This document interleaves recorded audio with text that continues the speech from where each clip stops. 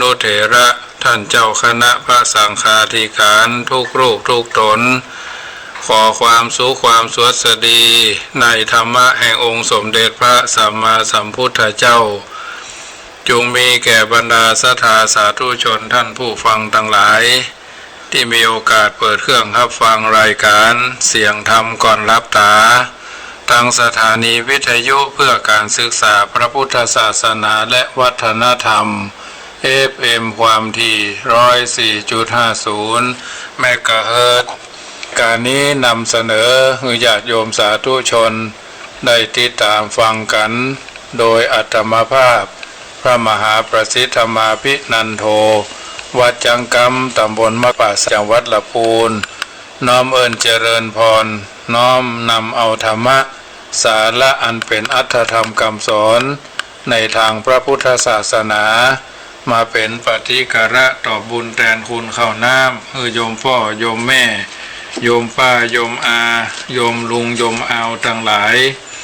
ได้เปิดเครื่องรับฟังรายการนี้เพื่อนำไปเป็นเครื่องพินิจพิจารณาในฐานะที่เฮาท่านทั้งหลายได้เกิดมาเป็นชาวพุทธมาพบพระพุทธศาสนากระทำภาระธุระหน้าที่ที่เฮาท่านทั้งหลายได้ประพฤติปฏิบัติกันมาน้ำธรรมคำสอนในทางพระพุทธศาสนาก็ถือว่าเฮาท่านทั้งหลายนั้นได้ประพฤติปฏิบัติเป็นลำดับมาพระพุทธศาสนาจักล่วงเลยเฮาท่านทั้งหลายไปเป็นเวลา 2,562 ปีเฮาท่านทั้งหลายต่างก็บ่ได้ละเสียยังฮีดบ่ได้รีดเสียยังอริยธรรมนองของประเพณีที่บัณฑิตนักปราชญ์ผู้รู้ได้ประพฤติปฏิบัติกันมา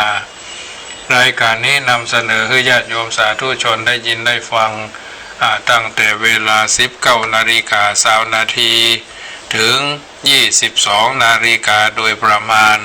แต่วันนี้ต้องขอสุมาอภัยญาติโยมติดศาสนกิจรีบเร่งในการไปสวดไปถอนเกหสถานที่บ้านที่จองของญาติโยมที่บำเพ็ญมังคละแก่ตนตัวเพิ่นก็ทำให้มันเป็นมงคลอาราธนาพระเจ้าประสงค์ไปสังวาสสวดทิยายอาราธนาเอาพระแก้วเจ้าทั้ง3ประการคือพระพุทธเจ้าพระธรรมและพระสงฆ์คือเป็นสรณะเป็นที่พึ่งก็ได้รีบเร่งปิกมาแล้วก็ไปตัดข้าวโพดตัดข้าวโพดคือน้องวัวน้องควายพึ่งญาติโยมบ้านไร่ดงตำบลน้ำดิบอำเภอป่าซางน้อมเกณฑ์เวรถวายก็คงจะเป็นเวลาร่วม10 กว่าวันที่จะต้องไปตัดหลายที่เพิ่นก็ถวายมาอย่างแม่ทั้งหลายทั้งนั้นบ้านเวียงหนองล่องสันเหมืองตลอดจนพี่น้องทางบ้านประมูลเพิ่นไปปลูกข้าวสาลีเอาต้นข้าวโพดมาให้น้องวัวน้องควาย3 รูป 4 รูป3 ตน 4 ตนก็ไปกันแบบเรียบธรรมดาคนในครอบครัวเดียวกันก็ไปด้วยกันตัดด้วยกันแบกด้วยกันโม่ด้วยกันเอาเลี้ยงงัวเลี้ยงควายไปกันนะญาติโยมก็ทำไปแล้วก็ออกกำลังกายวันนี้ก็จะได้น้อมนำเอาธรรมะสาระอัตถธรรมคำสอนก่อนที่จะได้อู้น้ำธรรมคำสอนก็พาญาติโยมพากันอาบน้ำฟังธรรมสมาทานศีล 5ซึ่งก็เป็นเนติแบบอย่างแนวทางโบราณได้ปฏิบัติกันมาเพราะอย่างนั้นเราได้สมาทานศีล 5เริ่มตั้งแต่ว่านะโมตัสสะภะคะวะโตอะระหะโตสัมมาสัมพุทธัสสะนะโมตัสสะภะคะวะโตอะระหะโตสัมมาสัมพุทธัสสะนะโมตัสสะภะคะวะโตอะระหะโตสัมมาสัมพุทธัสสะขอนอบน้อมแด่องค์สมเด็จพระสัมมาสัมพุทธเจ้าพระองค์นั้นผู้เป็นพระอรหันต์ตรัสรู้ชอบได้โดยพระองค์เองขอนอบน้อมแด่องค์สมเด็จพระสัมมาสัมพุทธเจ้าพระองค์นั้นผู้เป็นพระอรหันต์ตรัสรู้ชอบได้โดยพระองค์เองขอนอบน้อมแด่องค์สมเด็จพระสัมมาสัมพุทธเจ้าพระองค์นั้นผู้เป็นพระอรหันต์ตรัสรู้ชอบได้โดยพระองค์เองอันนี้พุทธวาน้อมนมัสการพระพุทธเจ้าต่อไปเป็นไตรสรณคม9 ข้อ 9 ประการตั้งใจว่าดังต่อไปนี้ พุทธังสรณังคัจฉามิข้าพระเจ้าขอถึงซึ่งพระพุทธเจ้าว่าเป็นที่พึ่งธัมมังสรณังคัจฉามิข้าพระเจ้าขอถึงซึ่งพระธรรมว่าเป็นที่พึ่งสังฆังสรณังคัจฉามิข้าพเจ้าขอถึงซึ่งพระสงฆ์ว่าเป็นที่พึ่งทุติยัมปิพุทธังสรณังคัจฉามิแม้ครั้งที่สองข้าพระเจ้าขอถึงซึ่งพระพุทธเจ้าว่าเป็นที่พึ่งทุติยัมปิธัมมังสรณังคัจฉามิแม้ครั้งที่สองข้าพระเจ้าขอถึงซึ่งพระธรรมว่าเป็นที่พึ่งทุติยัมปิสังฆังสรณังคัจฉามิแม้ครั้งที่สองข้าพเจ้าขอถึงซึ่งพระสงฆ์ว่าเป็นที่พึ่งตติยัมปิพุทธังสรณังคัจฉามิแม้ครั้งที่สามข้าพเจ้าขอถึงซึ่งพระพุทธเจ้าว่าเป็นที่พึ่งตติยัมปิธัมมังสรณังคัจฉามิแม้ครั้งที่สามข้าพเจ้าขอถึงซึ่งพระธรรมว่าเป็นที่พึ่งตติยัมปิสังฆังสรณังคัจฉามิ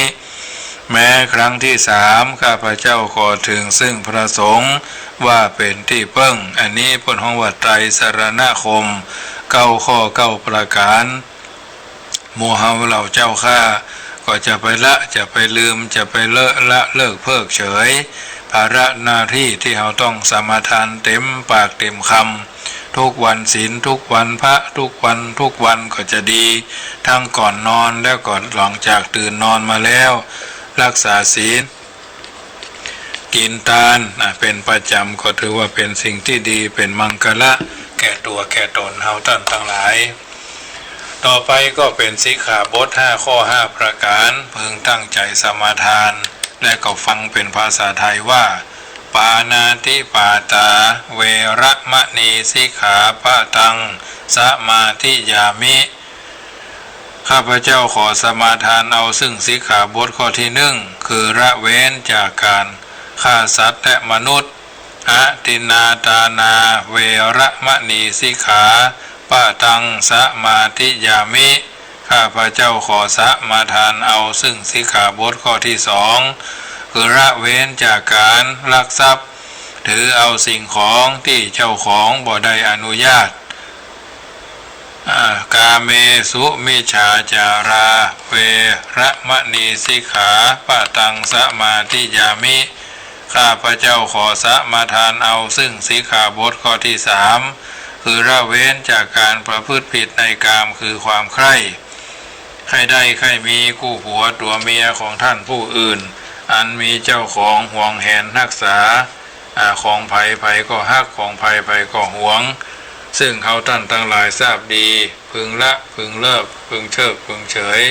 คือเขาท่านทั้งหลายได้ทำแล้วจะได้เป็นมังคละแก่ตัวแก่ตนเขาเป็นลำดับไปมุสาวาตาเวระมะนีสิกขาปะตังสมาธิยามิข้าพเจ้าขอสมาทานเอาซึ่งสิกขาบทข้อที่4คือละเว้นจากการพูดปดพูดส่อเสียดพูดคำหยาบพูดเพ้อเจ้ออันหาสาระประโยชน์มิได้สุราเมระยะมัจจปมาทฐานาเวระมะนีสิกขาปะตังสมาธิยามิข้าพเจ้าขอสมาทานเอาซึ่งสิกขาบทข้อที่5คือละเว้นจากการดื่มเสพจำหน่ายจ่ายแจกสุราเมรัยยาม้ายาบ้ายาอียาไอ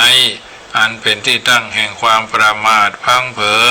พังพลาดขาดสติความบ่รู้สึกตัวสิกขาบทถึง5 ข้อ 5 ประการนี้จะไปสีเลนะสุขติงยันติจะได้ไปสู่สวงสวรรค์ก็เพราะว่าศีลสีเลนะโภคสัมปทาจะมีโภคะทรัพย์มากมายเหลือกายเหลือกินเหลือจ่ายเหลือไว้เตตานก็เพราะว่าศีลสีเลนะนิพพุติงยันติเอาจะได้ไปนิพพานออกจากโลภจากหลงจากโกรธจากโลภจากหลงได้ก็เพราะศีลตัสมาสีลังวิโสทะเยหมู่เฮาเหล่าเจ้าข้า พึงปากันรักษาศีลให้มั่นคงมั่นคงนักแน่นแล้วก็มีความเสมอภาคเป็นลำดับไปนะสิกขาบท5ประการนี้เอาท่านทั้งหลายทราบแล้วเข้าใจแล้วก็พยายามประพฤติเธอได้จะได้บ่เก้อเขินและจะได้บ่ผิดพลาดคลาดเคลื่อนจากความเป็นจริงรายละเอียดศีลข้อที่1บ่เบียดเบียนชีวิตของผู้อื่นบ่ทำความรู้สึกว่าตัวเฮาฮักชีวิตของเฮาอย่างใดคนอื่นสัตว์อื่นย่อมรักษาชีวิตฉันนั้นเมื่ออู้ถึงความฮักแล้วความฮักอย่างจะยิ่งไปกว่าฮักชีวิตเป็นอันบ่มีเพราะฉะนั้นความฮักที่บ่มีไมตรี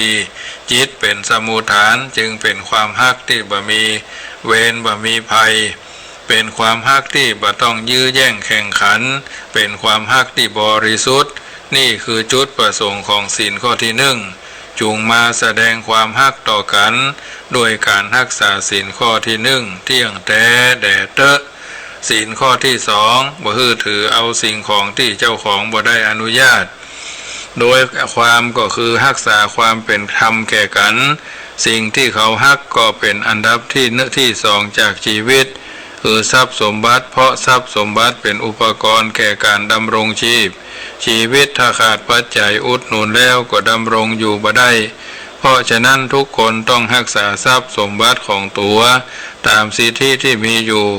การบ่รักษาศีลข้อที่2เป็นการทำลายสิทธิเสรีภาพของกันและกันเป็นการตัดรอนความสุขโดยปริยายด้วยจูงมาให้ความยุติธรรมแก่กันโดยการรักษาศีลข้อที่2นี้เตอะว่าอันศีลข้อที่3บ่ประพฤติผิดในประเพณีนิยมโดยความก็คือการรักษาความบริสุทธิ์สะอาดคือความเป็นมนุษย์พูดถึงความบริสุทธิ์สะอาดแล้วมีความจำเป็นที่ทั่วไปบ้านเรือนที่เฮาอยู่เฮาชอบบ้านเรือนที่สะอาดสวยงามอาหารที่ชาวบริโภคต้องเป็นอาหารที่สะอาดเสื้อผ้าที่เราใช้เอาก็ย่อมใช้เสื้อผ้าที่สะอาดแม้การเกิดมาเป็นมนุษย์ก็เช่นเดียวกันมนุษย์ต้องสืบสายกันมาถ้าหากไม่มีการสืบวงตระกูลกันมาแล้วโลกนี้ก็เป็นโลกที่อยู่ไม่ได้แต่การสืบสายกันมาถึงต้องมีความบริสุทธิ์เป็นรากฐานถ้ามนุษย์ที่เกิดมาบริสุทธิ์สิ่งอื่นซึ่งอยู่ในอำนาจของมนุษย์จะบริสุทธิ์ได้อย่างใดฉะนั้นจูงรักษาความบริสุทธิ์สะอาดโดยการรักษาศีลข้อที่ความไข้ได้ไข้มีไข้เป็นคู่ผัวตัวเมียของท่านผู้อื่นมันจะเป็นปัญหาลดละเลิกได้สบายเที่ยงแท้ศีลข้อที่4ไม่ให้พูดคำไม่จริงโดยความก็คือรักษาความจริงต่อกัน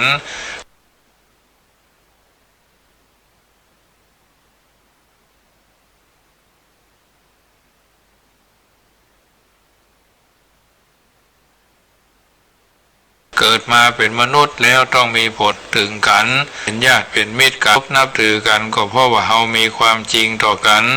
ญาติกลายเป็นศัตรูมิตรกลายเป็นอมิตรก็เพราะไม่มีความจริงต่อกันการหักหลังกันโกงกันทำลายกันนินทาว่าให้พนห้องว่าทำลายกันโดยความบ่มีความจริงเป็นสมุฏฐานทั้งสิ้นแม้เพียงของใจเฮาก็ต้องการของแท้เช่นธนบัตรถ้าเป็นของปลอมเฮายาปลอมเสื้อผ้าปลอมโนเนมเปิ้นมียี่ห้อเฮาต้องการที่มียี่ห้อก็ไร้คุณภาพคือในใจในการรักษาโรคยาก็รักษาโรคมาหายถ้าว่ามันเป็นของปลอมจูงมารักษาความจริงต่อกันโดยการรักษาศีลข้อที่4จริงใจจริงจังและก็จริงแท้สมกุลสมก้าที่เฮาท่านทั้งหลายได้กระทำบำเพ็ญกันโดยศีลข้อที่5บ่คือดื่มน้ำเมาน้ำล่อยาเมาสุรายามายาบ้ายาอียาไออันเป็นที่ตั้งแห่งความประมาทพังเผลอพังพลาดขาดสติความบ่รู้สึกตัวน้ำเมาอันเป็นที่ตั้งแห่งความประมาททำให้ขาดความนับถือก็คือบ่รักษาความเป็นผู้มีมารยาทมารักษาความไม่ประมาทโดยปกติเหล่านี้ท่านทั้งหลายย่อมทราบดี เรามีความมัวเมาเป็นทุนเดิมอยู่แล้วยังยิ่งดื่มน้ำเมาเข้าไปแถมยิ่งจะไปกันใหญ่เปิดห้องว่ากินน้ำสิ่งสาราสัตว์เข้าไปจะเป็นเลือดงูจะเป็นเลือดหมูจะเป็นเลือดหมาจะเป็นเลือดเหลือสิงกระทิงแรดเป็นเบื้องต้นแล้วความเสื่อมครับรถก็จะคว่ำไฟก็จะไหม้บ้านคนจะคนล่มจมวอดวายก็เพราะว่าความประมาทในทางธรรมเท่านั้นคนที่ประมาทแม้มีชีวิตอยู่ก็เหมือนคนตายแล้วคนที่บ่ประมาทแม้ตายก็เหมือนชีวิตที่มีอยู่จุงรักษาสิ่งเหล่านี้ให้ดีเพื่อป้องกันความเสื่อมและสร้างความเจริญด้วยการรักษาศีลข้อที่5นี้เถิดพระอันเมื่อแยกพิจารณาจุดประสงค์ของศีลเป็นข้ออย่างนี้จักหันจุดประสงค์ส่วนใหญ่ว่าเพื่อให้ทุกคนรู้จักรักษาผลประโยชน์ของกันและกันเพื่อให้เข้าถึงจุดประสงค์ร่วมกันคือความสงบสุขยังมีพุทธศาสนิกชนส่วนมากที่นิศีลเอาบุญคือหันเขารักษาก่อนอยากจะรักษาพ่องบ่ทราบจุดประสงค์ของการรักษาศีลว่ามีอย่างใดแถมประการหนึ่งจะเป็นระเบียบประเพณีและธรรมเนียมทั้งหลายเป็นเพียงเครื่องกล่อมเกลาให้เข้าหาลักที่แท้จริงอย่าไปยึดเอาธรรมเนียมเป็นลักแท้จริงลักที่แท้จริงนั่นเป็นคนละอย่างกับธรรมเนียมโดยเหตุนี้การรับศีลจะต้องเข้าถึงจุดดังกล่าวแม้ศีลนั้นกายวาจาก็จริงแต่ก็เนื่องถึงใจมีใจเป็นสำคัญจักหันได้จากเรื่องอันมีมาในธรรมบทว่าสมัยพุทธกาลมีอุบาสกคนหนึ่งไปฟังเทศจากพระเถระรูปหนึ่งแล้วเกิดประสาทศรัทธาครั้งแรกก็ทำบุญแต่ง่ายๆมีทานรักษาศีลเป็นต้นต่อมาไปถามพระเถระแถมพระเถระก็แนะนำให้เขาบวชตกลงเขาบวชเป็นสามเณรและบวชพระโดยลำดับเมื่อบวชเป็นพระแล้วพระอุปัชฌาย์ก็สั่งสอนว่าอย่างนี้ควรอย่างนี้ไม่ควรตามธรรมดาพระรูปนี้เป็นคนเอาจริงปฏิบัติตามคำสอนของพระอุปัชฌาย์อย่างเคร่งครัดคันนานๆไปเข้ารู้สึกอึดอัดเพราะศีลของพระมีมากคิดในใจว่าการที่เข้ามาบวชก็เพื่อความเจนใจแต่นี่คล้ายๆกับว่าสถานที่เหยียดมือเหยียดเท้าในศาสนานี้บ่มีซึกออกไปเป็นฆราวาสญาติโยมบำเพ็ญบุญให้ทานยังสะดวกใจจะดีกว่ามักจะปรารภเรื่องนี้ให้เพื่อนพระฟังเสมอพระอุปัชฌาย์รู้เรื่องจึงปาเฝ้าพุทธเจ้าตรัสถามเรื่องราวมาตั้งแต่ต้นพระภิกษุรูปนั้นก็เล่าความรู้สึกอึดอัดต่างๆให้พระองค์ทรงทราบพระองค์ตรัสถามว่าเธอจะสามารถรักษาธรรมชาติอย่างไหนได้พ้องพระภิกษุรูปนั้นทูลถามว่าธรรมชาติอย่างนั้นคืออะไรหยังพระพุทธเจ้าตรัสตอบว่าธรรมชาติอย่างหนึ่งก็คือจิตถ้าเธอรักษาจิตไว้อย่างเดียวอย่างอื่นชื่อว่ารักษาได้หมดพระภิกษุรูปนั้นตอบว่าสามารถรักษาได้ตั้งแต่นั้นมาภิกษุรูปนั้นก็ได้สติบัดลงไปพะวงรักษาที่อื่นคอยสำรวมระวังใจอยู่เสมอบ่ทำความลำบากอึดอัดใจในที่สุดก็ถึงจุดมุ่งหมายคือได้สำเร็จเป็นพระอรหันต์ในพระพุทธศาสนาตามเรื่องที่พระจะหันว่าศีลแม้จะมีข้อห้ามต่างๆมากมายแต่จุดสำคัญนั่นเข้าถึงเจตนาตัวเจตนางดเว้นวันนี้เองจึงเป็นเรื่องของศีลที่เราท่านทั้งหลาย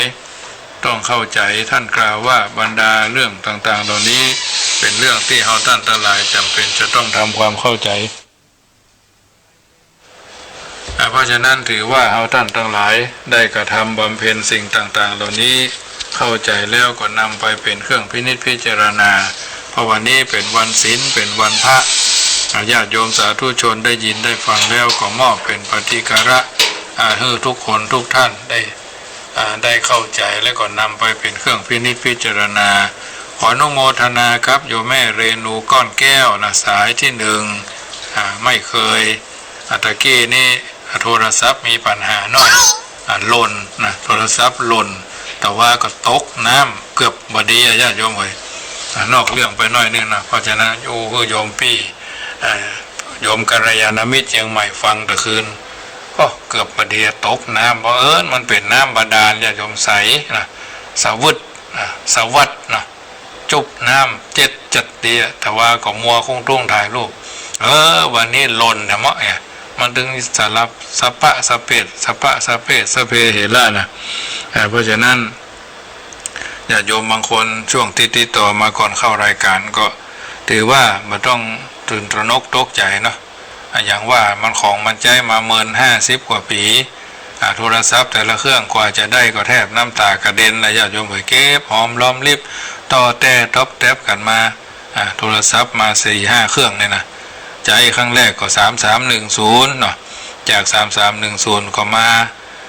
อย่างก็iPhone 4เนาะiPhone 4S iPhone 4S มาเมื่อหายนะ iPhone 4S หายไปสอบกรุงเทพสอบปริญญา8โทรศัพท์หายปีนั้นก็ได้ปีนั้นละปี56เนาะอยู่ด้วยการไปซิปเป็นซาวพระเจ้าพระสงฆ์เขานี่นะเป็นทุเจ้าใต้ทุเจ้าอีสานทุเจ้าเหนือพักจะสอบกันนะ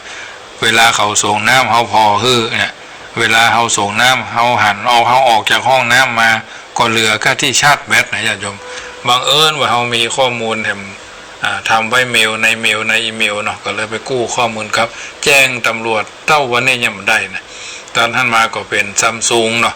ซัมซุง7พัดซัมซุง7พัดใจมาเมินเข้าหอมสตางค์แถมเคยได้ iPhone 7พัดแถมว่าแต่ไปเก็บหอมล้อมรีบมาพอดีว่าได้หันได้นี่มากว่าจะได้มาข้อมูลโทรศัพท์เพราะว่าเราต้องใช้ในการออกรายการวิทยุญาติโยมบางคนเบื่อก็หอมกับมาจอนใส่ฟูไอโฟนนี่นะพอนี้เครื่องนี้มันก็ยังว่านั่นแหละiPhone 7พัดมันจะต้องอัปเดตไปเรื่อยๆเพราะว่าบางสิ่งบางประการเดือนจัดรายการวิทยุในบางทีบางครั้งนี่ก็ต้องใช้โทรศัพท์ที่ทันสมัยอาตมาภาพซื้อโทรศัพท์มาตั้งแต่3310มาถึงปัจจุบันบ่เคยเล่นเกมนะมีแต่รูปที่มันเป็นข่าวเป็นเรื่องที่เป็นสาระไผ่มาพระเนนบางตนเพิ่นมากำโทรศัพท์พอลองโค้ดพอเกมหรอยังเต็มยังเก่าญาติโยมบ่บกบ่พ่องบ่ล่อนบ่ล่อยบ่รอนะญาติโยมบ่เคยเอามาเล่นเกมบ่เคยเอามาหั่นนี่นะส่วนมากก็ถือว่าโทรศัพท์อยู่เนี่ยถ้ามันก็ถือว่าสบายใจถ้าเป็นรถนี่ก็รถมือเดียวญาติโยมบ่เคยไปยุบของไผบ่เคยไปขำของไผนะแล้วก็บ่ฮื้อไผมากำของเฮาด้วยนะเพราะฉะนั้นถือว่าเป็นคนเข้าของนะเพราะว่ากว่าจะได้มาเนาะทุกบาททุกสตางค์ได้มาโดยวิริยะอุตสาหะญาติโยมหอมหั่นหอมนี่กว่าจะเอาไปจกเอาไปจ่ายจะเอาไปซื้อหั่นซื้อนี่แต่เจ้าก็มีญาติโยมเปิ้นหอมเข้ามาก็มี100 200 1,000 2,000นี่นะแต่มาภาพก็จะต้องเอาไปจ่ายค่าไฟนึกว่าเพิ่นลด3,600กัน3,600ครับ70 บาทเลยค่ะตี3,500แล้วตี3,600การรายเดือนก็เป็นค่า Wi-Fi ก็เดือน2มันมี2หมายเลขเนาะ Wi-Fi ส่วนวัด Wi-Fi ส่วนเครื่องรายการวิทยุนี่ตกแล้วเดือน1,800เนาะ900 2เตื้อก็ถือว่ามีอยู่ที่กุฏิเครื่องนึงห้องที่คือที่เครื่องส่งวิทยุนี่ทำเครื่องนึงอันนี้ก็ถือว่า2เครื่องอันนี้เป็นรายจ่ายที่คงที่ช่วงนี้เนนบ่ได้ไปโรงเรียนยังแขวนน้อยเดือนเนนไปโรงเรียนก็เดือน2,000อากาศลดร้อนไปโรงเรียนอากาศขนมนมเนยแต่นะเดือนละ 12,000 อันนี้คือญาติโยมฟังในฐานะที่ญาติโยมก็เหมือนคนในครอบครัวเดียวกันเนาะว่าโยมพี่โยมป้าโยมอาวโยมอาโยมเปื้อนบางท่านเพิ่นก็ส่งมาตรงนั้นตรงนี้วันนี้ก็มีญาติโยมเพิ่นเอาข้าวสารมาแถม10 ลิตร2 ถุงเนาะหอมแดงจุก1เนาะพักแห่งมานั่นแต่ว่าโยมทางปุ่นทางตำบลท่าตุ้มเพิ่นก็ส่งอาหารมาเป็นของดิบเนาะเพิ่นห้องว่าของดิบเพิ่นก็ทำเกี่ยวกับการจำหน่ายเนื้อสัตว์หมูไก่ปลาเพิ่นก็ท อาหารที่เพิ่นว่าเครื่องอุปกรณ์ที่จะลาบป่าวันนี้ก็เลยทำลาบป่าเลี้ยงพระเลี้ยงเนนกันเหลือก็เอาใส่ตู้เย็นไว้นะญาติ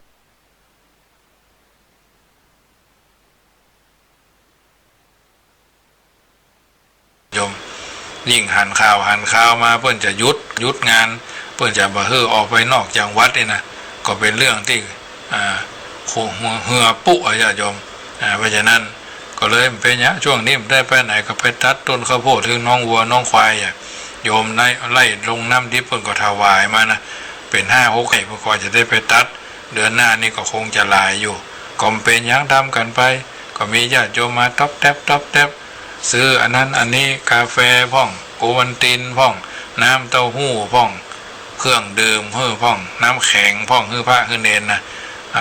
8 ชีวิตญาติโยม8 ชีวิตอยู่ด้วยกันเจ้ามาก่อนนึ่งเข้าที่เพิ่นรอบวชเพิ่นก่อนนึ่งเข้าเอาก็ทำกับข้าวกับปลากันกินฉันด้วยฉันต่างคนต่างฉันจ้อนไผ่จ้อนมันถ้วยไผ่ถ้วยมันแก้วน้ำไผ่แก้วแนมันเพราะฉะนั้นถ้วยตักแกงของไผ่ของมันจานของไผ่ของมันจ้อนของไผ่ของมันแกงร้อนช้อนกลางล้างมือนั่นอันนี้ของไผ่ของมันที่นอนก็ต่างคนต่างนอนไผ่นอนมันคนละที่อันเนี้ยเป็นว่าถือปฏิบัติกันบัดถึงกับปิดวัดนะประตูวิหารก็เปิดไว้ครึ่งวันนะหลังภาคกลางวันก็ปิดญาติโยมมาทำบุญก็มาที่วิหารเพราะวิหารเป็นสถานที่รับแขกที่เชิดหน้าชูตาเป็นหน้าเป็นตาของวัดนะญาติโยมที่เพิ่นฮือว่าปิดวัดหมายความว่าปกติก็6 โมงมะแรงก็ปิดอยู่แล้วนะจนกระทั่งถึง6 โมงเมื่อเช้านั้นนี่ปิดวัดกลางวันนี่เขาจะปิดมาได้เพิ่นมันวัดเป็นสถานที่อาศัยแต่เขาก็ต้องปิดปากปิดจมูกปิดปากปิดอันต่างที่เพิ่นว่าปิดแมพเอาแมพมาปิดอย่างที่เพิ่นว่าแต่ว่าโยมทางกรุงเทพเพิ่นก็จะถวายที่เพิ่นนั้นคล้ายๆกับกันอุปกรณ์กันแก๊สน้ำตานั่นน่ะที่มันใส่นะญาติโยมเพิ่นส่งมาตรงพยาบาลนครพิงค์เชียงใหม่ประมาณ100 ชุดอีกแล้วพอดีเพิ่นเคยมาทำเหมืองที่อำเภอบ้านโฮงเพิ่นก็ว่าหลวงพ่ออยากจะได้ไหมลูกสาวทำถวายทำมอบให้แก่โรงพยาบาลที่วัดมีผ้าเนนกี่รูปประมาณเขาก็ว่ามี8เพิ่นจะส่งมาสัก10 ชุดเนี่ยก็ถือว่าทำไปเพิ่นเอาส่งมาก็ว่าทุเจ้าพระเนนในวัดอู้กันว่าโอ้ส่งมาก็ดีกับท่านมหาเอาไว้ใส่อุปกรณ์กันนั้นเนบหินเสด็นใส่ตัดหญ้าจะดีในหรออันเดียวกันถ้าเพิ่นส่งมาก็จะถวายสูไว้เนาะอันนี้เป็นเรื่องที่ญาติโยมฟังเพราะฉะนั้นเรื่องต่างๆก็ดีสัพเพละสัพพะสารธรรมที่อาตมาภาพก่อนไกลคือญาติโยมได้ยินได้ฟังก่อนนำไปเป็นเครื่องเตือนจิตสกิจใจช่วงนี้ก็ถือว่าญาติโยมสาธุชนอาจจะมีความบ่ม่วนอกบ่ม่วนใจก็อาตมาภาพก็จะเรื่องของความสุขของชาวบ้านความสุขของชาวบ้านก็ดีชาววัดก็ดีย่อมมีความสัมพันธ์เกี่ยวเนื่องกันอย่างวันนี้บางวัดเพิ่นก็ไปวัดกันบางวัดเพิ่นก็เอาเข้าไปส่งบางอย่างนี่เขาจะไปกลัวเกินพอดีญาติโยมอันกลัวเกินพอดีบ่เกินพอดีนี่นะบัณฑิตนักปราชญ์เพิ่นกล่าวเอาไว้เหมือนกันว่าอย่างใดอาตมาภาพก็จะก้อนไกลญาติโยมฟังว่ามีท่านผู้นึ่งเพิ่นกล่าวเป็นคำกรว่าอย่ากลัวเกินนะควรฟังหูไว้หูดูไว้ก่อนข่าวกระชอนเช้าเย็นเห็นมากหลายยิ่งเป็นข่าวโควิดคิดวุ่นวายเห็นคนตายก่ายกองต้องใคร่ครวญโควิดนี้ร้ายแน่แต่แค่ไหนดูกันให้ดีๆให้ถี่ถ้วนเช็คตื่นไฟไม่จำเป็นสำนวนจะพาป่วนกันไปไม่ได้การยามต่อสู้ต้องอยู่ด้วยสติฟองรานรุกได้ทุกด้านกุมสติป้องตนไม่รนรานแล้วจะผ่านผองภัยไปได้เอวังก็มีด้วยประการชนี้นะอันนี้จะไปกลัวเกินพอดีให้มันพอดีมีสติความระลึกได้หรือเพิ่นบอกว่าชีวิตพระเดินดินบิณฑบาตโรคระบาดอาจทำให้ขาดฉัน บิณฑบาตไม่ได้เลยสักวันพระก็สั่นโยมก็กลัวตัวระวังโควิดเจ้ากำลังสร้างบาปใหญ่เจ้ารู้ไหมตอนนี้พระบิณฑบาตไม่ได้ทุกวันนี้ไม่รู้ใครกลัวใครโยมก็หายพระก็กลัวต่างกลัวกันนะต่างกลัวกันหรือต่างกลัวกันอันนี้ญาติโยมสาธุชนท่านผู้ฟังทั้งหลายตั้งอกตั้งใจนำไปพินิจพิจารณาอาจจะไปกลัวเกินพอดีจะไปกล้าเกินพอดีคือปฏิบัติไปตามพระราชกำหนดกฎเกณฑ์ที่เพิ่นว่าเอาไว้ตั้งใจกันเป็นกำลังใจข้ามพ้นภัยไปด้วยกันบุญรักษาพระคุ้มครองเทวดาปกป้องเงินทองก็มากหลายญาติโยมสาธุชนท่านผู้ฟังทุกท่านอันนี้เป็นข้อเตือนจิตสกิดใจจักบ่ได้ทรำผิดพลาดคาดเคลื่อนจากความเป็นจริงครูบาเจ้าใจยะวงศาปวดพัฒนาเพิ่นข่าวคำไหว้ครูบาพี่ชัยข่าวปีเพิ่นว่ากาถาห้ามยักษ์ห้ามมารเพิ่นว่าจะใดเพิ่นบอกว่าอะสะยักขังกุเลพุทโธอะสะยักขังกุเลธัมโมอะสะยักขังกุเลสังโฆอะสะเมตตายะกุเลสวาหายคาถานี้บอกนอกจากห้ามยักษ์มนุษย์ผู้เป็นมิจฉาทิฐิมาเร่งโคมารังควานแล้วยังห้ามบาปเคราะห์กรรมได้คือบาปเคราะห์กรรมบรรเทาลงได้และยังการคุณสายเวทฮือแถมตัวและลึกนึกถึงพระพุทธพระธรรมพระสงฆ์ครูบาเจ้าศรีวิจัยครูบาอภิชัยข่าวผีครูบาใจยะวงศาพัฒนาอธิษฐานว่าขอเคราะห์กรรมเวรตั้งหลายจุงอย่าได้มาทำมาตัวตันเฮาทำเป็นน้ำมนต์อาบก็ได้แล้วอธิษฐานเหมือนกันต่อด้วยข้อความอันเป็นมงคลทั้งหลายจงถูกล้างไปเบิกเกินกฎแห่งกรรมอนิจจังทุกขังอนัตตาอันนี้เป็นต้นญาติโยมอันใดดีก็พยายามจะมาให้ญาติโยมได้ฟังชีวิตกับสายน้ำนะอันเวลาเปรียบคล้ายกับสายน้ำย่อมไหลนำชีพมนุษย์ไหลจุดหมายไหลจะเกิดไปถึงแก่แลจนตายหญิงทั้งหญิงชายล้วนมีชีวิตอนิจจาถึงรูปสวยรวยทรัพย์คนนับหน้าต้องอำลาลับลี้หนีไม่พ้นมาเยี่ยมโลกเพียงครู่สู่ทุกทนแล้วกลับหนทางเก่าถูกเผาไฟคืนและวันพันดับลาลับล่วงท่านทั้งปวงจงอุตสาหากุศลครวญชีวิตคิดถึงรำพึงตนอายุคนมันไม่ยืนถึง10,000 ปีอันว่าความมรณาท่วนหน้าสัตว์แต่พระองค์พุทธแต่แม้แต่พระพุทธองค์ทรงชินสีแสนประเสริฐเลิกพิภพจบทาตรียังจรรีเข้าสู่ขั้นนิพพานเพราะฉะนั้นญาติโยมสาธุชนท่านผู้ฟังทั้งหลายช่วงนี้เป็นช่วงวิกฤตการณ์เรื่องของโรคโควิดหรือโรคโคโรนาโควิด -19 เกิดขึ้นแก่สังคมหมู่บ้านตำบลอำเภอจังหวัดชาติประเทศเฮาตรงนั้นตรงนี้เฮาก็พยายามพยายามเพื่อจะให้สิ่งเหล่านี้คลี่คลายห่างหายไปจากตัวเฮาท่านทั้งหลายเพราะฉะนั้นตั้งอกตั้งใจปากันสังวาสสวดที่ยายให้เฮาท่านทั้งหลายกระทำบำเพ็ญสิ่งที่ดีสิ่งที่งามสิ่งที่เหมาะสิ่งที่สมคุณสมค่าที่เฮาท่านทั้งหลายได้เกิดมาเป็นชาวพุทธมาพบพระพุทธศาสนาทำตัวออกจากความบดีบ่งามถึงมดถึงปวงคือเฮาท่านทั้งหลายได้ทำตัวคือดีมีมังคละแล้วก็จะได้ก้าวสู่วิกฤตการณ์ที่ผ่านพ้นไปด้วยดีเพราะฉะนั้นเบื้องต้นนั้นได้ทำพากันสมาทานศีล 5แล้วต่อมาก็พยายามทำตัวเข้าใจในสิ่งต่างๆเหล่านี้ให้ดีให้ได้แล้วก็จะผ่านวิกฤตการณ์ไปด้วยดี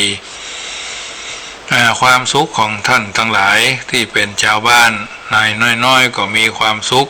เกิดจากการมีทรัพย์สุขเกิดจากการใช้จ่ายทรัพย์สุขเกิดจากการบ่เป็นโรคภัยไข้เจ็บ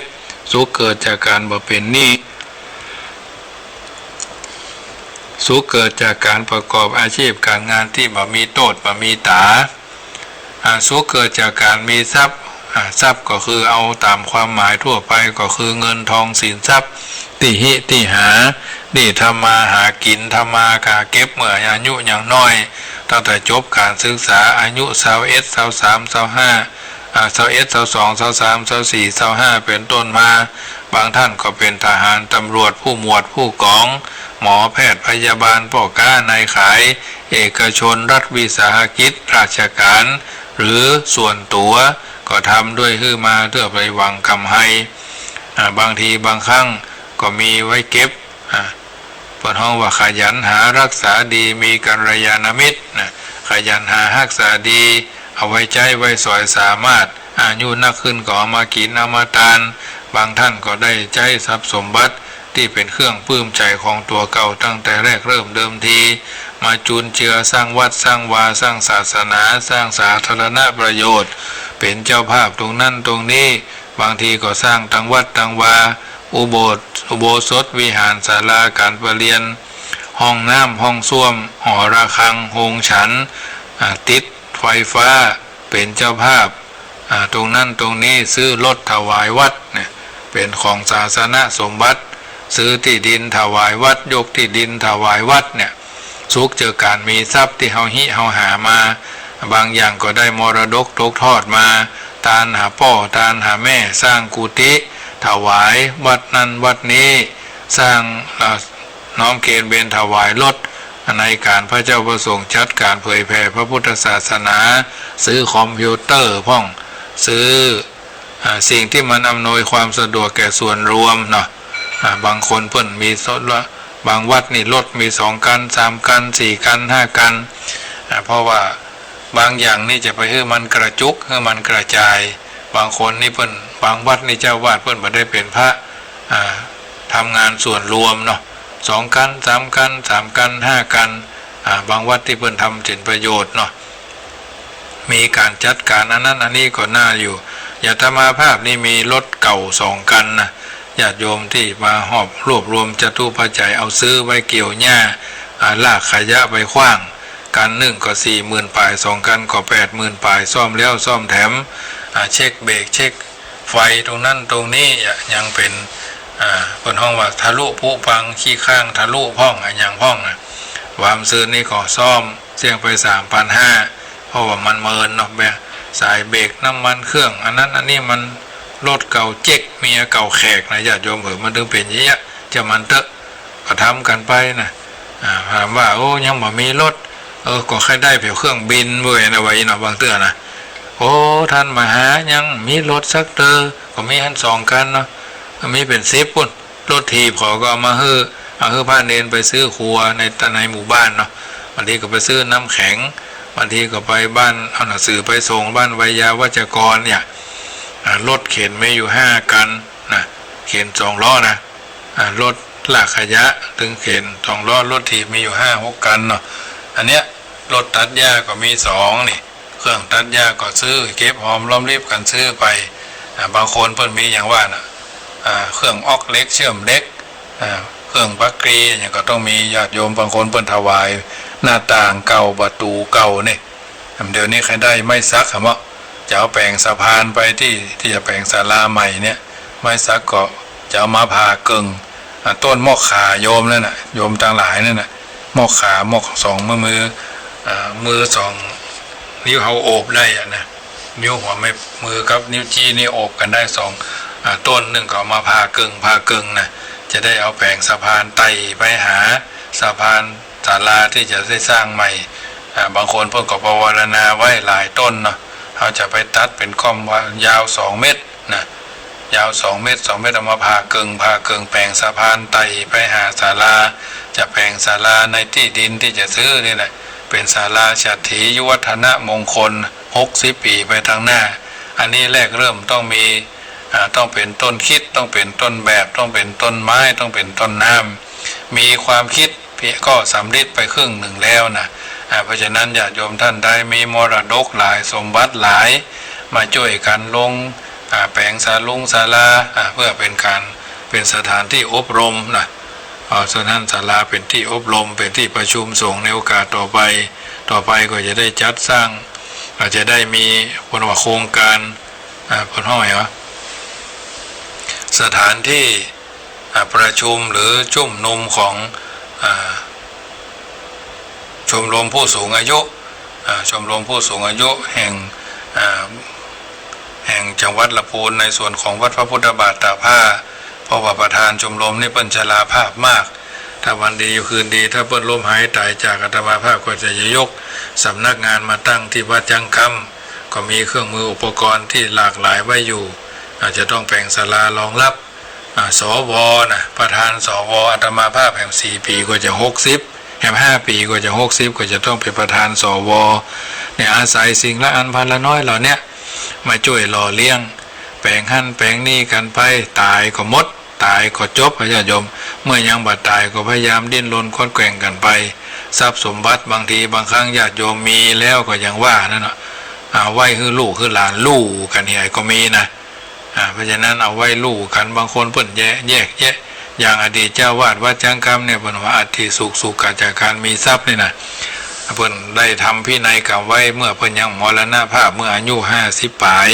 สมัยนั้น1 ล้านบาทเนาะปีเมื่อเพิ่นอายุ50 ปลายเพิ่นมรณะอายุ91ปี47ญาติโยมสมัยนั้นคุณพลเอกชาติชายชุนหวันคุณหญิงท่านผู้หญิงบุญเรือนชุนหวันก็มาที่นี่ก็มาอุปถัมภ์อุปถากมาทำบุญกับหลวงปู่ครูบาศรีนวล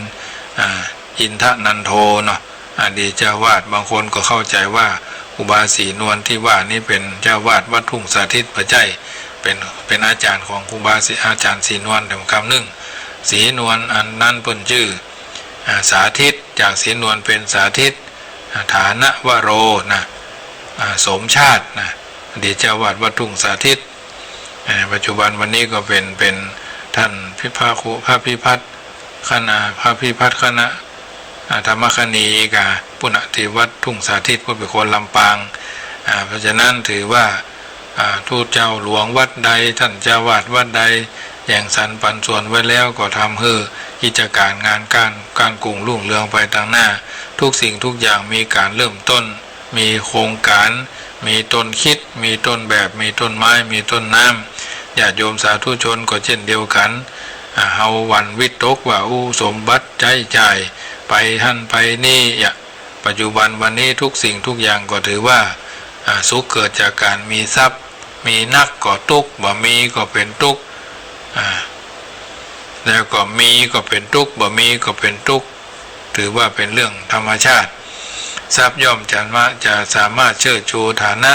ถ้าทำเพื่อเป็นประโยชน์บางท่านก็ตั้งทุนมูลนิธิเพื่อวัดนั้นวัดนี้สำนักสงฆ์ที่หั่นที่นี่มูลนิธิตรงนั้นตรงนี้ก็ทำเป็นประโยชน์ส่วนรวมมันก็ถือว่าเป็นสิ่งที่นิยมของคนทั่วไปผู้ที่มีทรัพย์ชื่อว่าเป็นคนบ่ไร้ญาติขาดมิตรสมด้วยเหตุด้วยผลอย่างพ่อครูสมบูรณ์เนาะพ่อครูสมบูรณ์กันทปานี่ก็เป็นข้าบดีที่ใจบุญกุศลเป็นมนุษย์สุดดีที่มีทรัพย์เขายอมรับนับว่าเลิศเชิดสมัยจะยกเท้าก้าวย่างไปทางใดคนทั่วไปเกรงขามเพราะนามดังเนี่ยเพราะฉะนั้นตรงกันข้ามถ้าไม่มีทรัพย์แล้วคนที่เคยเป็นมิตรเป็นสหายชอบพอรักใคร่กันก็มักจะตีโตนออกห่างนะยามมีเงินทองปี9 ป้า10 ป้าเมื่อเสื้อผ้าขาดหลังขาดหน้าปีป้าคนหนึ่งก็หายแซบหายสอยนะมีเงินมีทองมี9 ป้า10 ป้าเมื่อเสื้อขาดหน้าเมื่อเสื้อขาดหลังผ้าขาดหน้าปีป้าคนหนึ่งก็หายแซบหายสอยยิ่งไปกว่านี้คนเฮาเมื่อถึงข่าวลำบากยากจนแล้วชาติสกุลยศศักดิ์ก็ช่วยอันยังมาได้บางคนเป็นข้าราชการเก่ากินแอวเล่นพายเล่นบะแก้วไฮโลติดหันติดนี่มีบ้านแม่บ้านแล้วบ่พอมี1มี2มี3เนี่ย ถ้ามีความต้องการทรัพย์สินเข้าของเงินทองก็ต้องเลิกถือภาวะของตนเมื่อหาทรัพย์ได้ต้องอ่อนน้อมถ่อมตนคำนับต่อบุคคลผู้มั่งมีมั่งมูลตุนเต้าแม้เกิดในสกุลต่ำกว่าเกิดการในเหตุการณ์ในปัจจุบันนี้ตกอยู่ในภาวะที่เรียกว่ายุ่งหรือนิยมเรียกกันว่าโดยทั่วไปว่าโรคคอร์รัปชันกำลังครอบงำจิตใจของคนประชากรทั่วไปเขาจะหารว่ามันนะตรวจเจ้าหน้าที่ตรวจดูเจอเพิ่นเขาว่ากักตุนหน้ากากหรือแมปไว้ตรงนั้นตรงนี้บางทีบางครั้งทำต่อหน้าดีเป็นเจ้าพ่อเป็นเจ้าแม่เจ้าของวงการฟุตบอลกะเป็นเจ้าพ่อตรงนั้นตรงนี้กะสืบไปสืบมาสืบเบื้องหน้าเบื้องหลังผัวพันในการฟอกเงินพ่องยาเสพติดพ่องสาเหตุหนึ่งก็คือความมีจนหรือมีอำนาจนี่เองโบราณท่านจึงกล่าวว่าเหล็กแข็งกระด้างเอาเงินง้างอ่อนได้ตามประสงค์เหล็กแข็งกระด้างเอาเงินง้างอ่อนได้ตามประสงค์หรืออย่างคำโบราณของล้านนาเพิ่นบอกว่าหันเงินหน้าดำหันคำหน้าเศร้าเป็นต้นจึงเป็นอันประมวลความได้ว่าผู้ที่มีทรัพย์เท่ากับมีแก้วสารพัดนึกอยู่ในตัวจัดเป็นความสุขประการหนึ่งเรียกว่าอาทิสุขอย่างเพิ่นบอกว่าเงินมีอำนาจตกใส่ดินก็ดินตกใส่หญ้าก็หญ้าตายตกใส่ควายก็เป็นลาภตกใส่บาปก็เป็นบุญตกลุนก็ได้ก่อนโภคะสุขก็สุขเกิดจากการใช้จ่ายทรัพย์ใช้จ่ายพอประมาณมีรายรับมีรายจ่ายมีรายเหลือใช้จ่ายว่าบางสิ่งบางประการจะได้มาด้วยวิริยะอุตสาหะภาคเพียรเหียรเอาเมื่อบ่มีเขาก็บ่ต้องไปจ่ายบ่มีก็บ่ต้องไปใส่ใจบ่ต้องไปสนใจเรื่องไก่ต้องไม่ใช่เรื่องของตัวก็บ่ต้องไปควักขี้หูถามหาผู้เป็นเจ้าของประพิษอย่างกับมดแดงอยู่ใต้ต้นมะม่วงหรือกบอยู่ได้ใต้ดอกบัวเพราะประโยชน์ของทรัพย์ก็คืออำนวยความสะดวกให้ในคราวที่ต้องการเพราะฉะนั้นจนมีทรัพย์แล้วยังต้องจ่ายจึงจะได้ชื่อว่าปฏิบัติตามพุทธโอวาทประการที่สองนี้จะจ่ายอย่างไรจึงจะถูกตามพุทธประสงค์พุทธองค์ทรงแสดงไว้โดยใจความว่าเมื่อแสวงหาโภคทรัพย์ได้มาโดยทางที่ชอบแล้วพึงเลี้ยงตัวเองและมารดาบิดาผู้บังเกิดเกล้าบุตรภรยาบ่าวไพ่ให้เราท่านทั้งหลายได้เข้าใจในสิ่งเหล่านี้แล้วก็จะได้บาทลัมพิดพลาดคลาดเคลื่อนจากความเป็นจริงเพราะฉะนั้นสิ่งเหล่านี้ถือว่าเราท่านทั้งหลายนั้นได้ปฏิบัติกันมาเป็นลำดับอยู่แล้วบ่เก้อเขินด้วยประการต่างๆสิ่งต่างๆเหล่านี้ที่เราท่านทั้งหลายได้ทำได้บำเพ็ญนั่นเป็นสิ่งที่ทุกคนจำเป็นจะต้องทำความเข้าใจว่าโภคทรัพย์สุขเกิดจากการมีใช้จ่ายทรัพย์ได้มาโดยทางที่ชอบพึงเลี้ยงพ่อแม่บุตรภรยาบ่าวไพ่เพื่อนฝูงบำบัดอันตรายไว้กินไว้ทานและทำพรีกรรมก็คือสงเคราะห์ญาติต้อนรับแขกทำบุญอุทิศให้แก่ผู้ตายถวายเป็นของหลวงเสียภาษีอากรให้ประเทศชาติบริจาคทานในสมณะผู้ประพฤติดีปฏิบัติชอบตามเหตุตามผลตามความเป็นจริงตามที่ตาเฮาหันใจเฮาคิดดังนี้รวมความว่าเมื่อตั้งตนเป็นหลักฐานแล้วด้วยทรัพย์สินแล้วควรจะนำออกมาบำเพ็ญประโยชน์ส่วนตัวบางทีบางครั้งเราต้องทำความเข้าใจว่ามอบไว้ให้ลูกให้หลานนักลูกหลานบางเตื้อก็รู้กันตรงนั้นตรงนี้ก็ทำให้มันเป็นปัญหาฟ้องร้องกันตระกูลนั่นตระกูลนี่เป็นที่ขายหน้าขายตาบอกควรเก็บงำสะสมมาอย่างไว้ไร้ประโยชน์แถมประการหนึ่งมักจะเป็นปัญหาเสมอว่า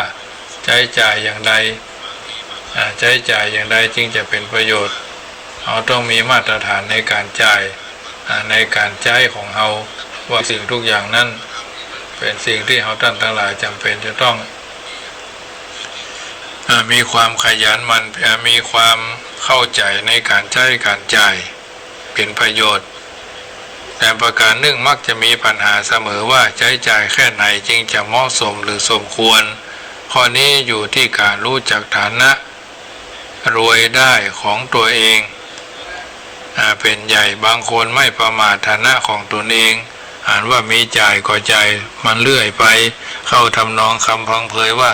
ยามมีกลิ่นติ๊กติ๊กยามบ่มีพับตายิบยิบนะยามมีกลิ่นติ๊กติ๊กยามบ่มีพับตายิบยิบดังนี้อยู่ในใจจำพวกที่ใช้บ่ได้การทำบุญก็เหมือนกันญาติโยมถ้าเพิ่นมีความประสงค์ประชาสัมพันธ์บอกเชิญชวนไปกินไปทานกับเพิ่นเท่าที่เขาทำได้ที่มันบ่เดือดร้อนห้อนใจเขานั่นแหละบางทีบางครั้งนี่เขาดักชื่อคือว่าบางทีบางครั้งอาตมาภาพว่าอยู่บ่อยๆว่าทำบุญน่าจะไปทำนักแต่ขอคือทำเรื่อยๆทำเป็นเหมือนเขากินข้าว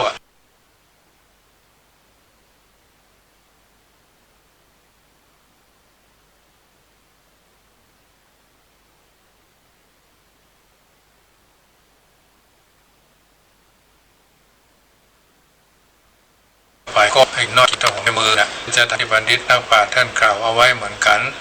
อาจจะไปละเลยครูบาอาจารย์ผู้รู้ทั้งหลายได้กล่าวเอาไว้เป็นกิจลักษณะเอาก็พยายามนำมาเป็นเครื่องเตือนชี้สกิจใจ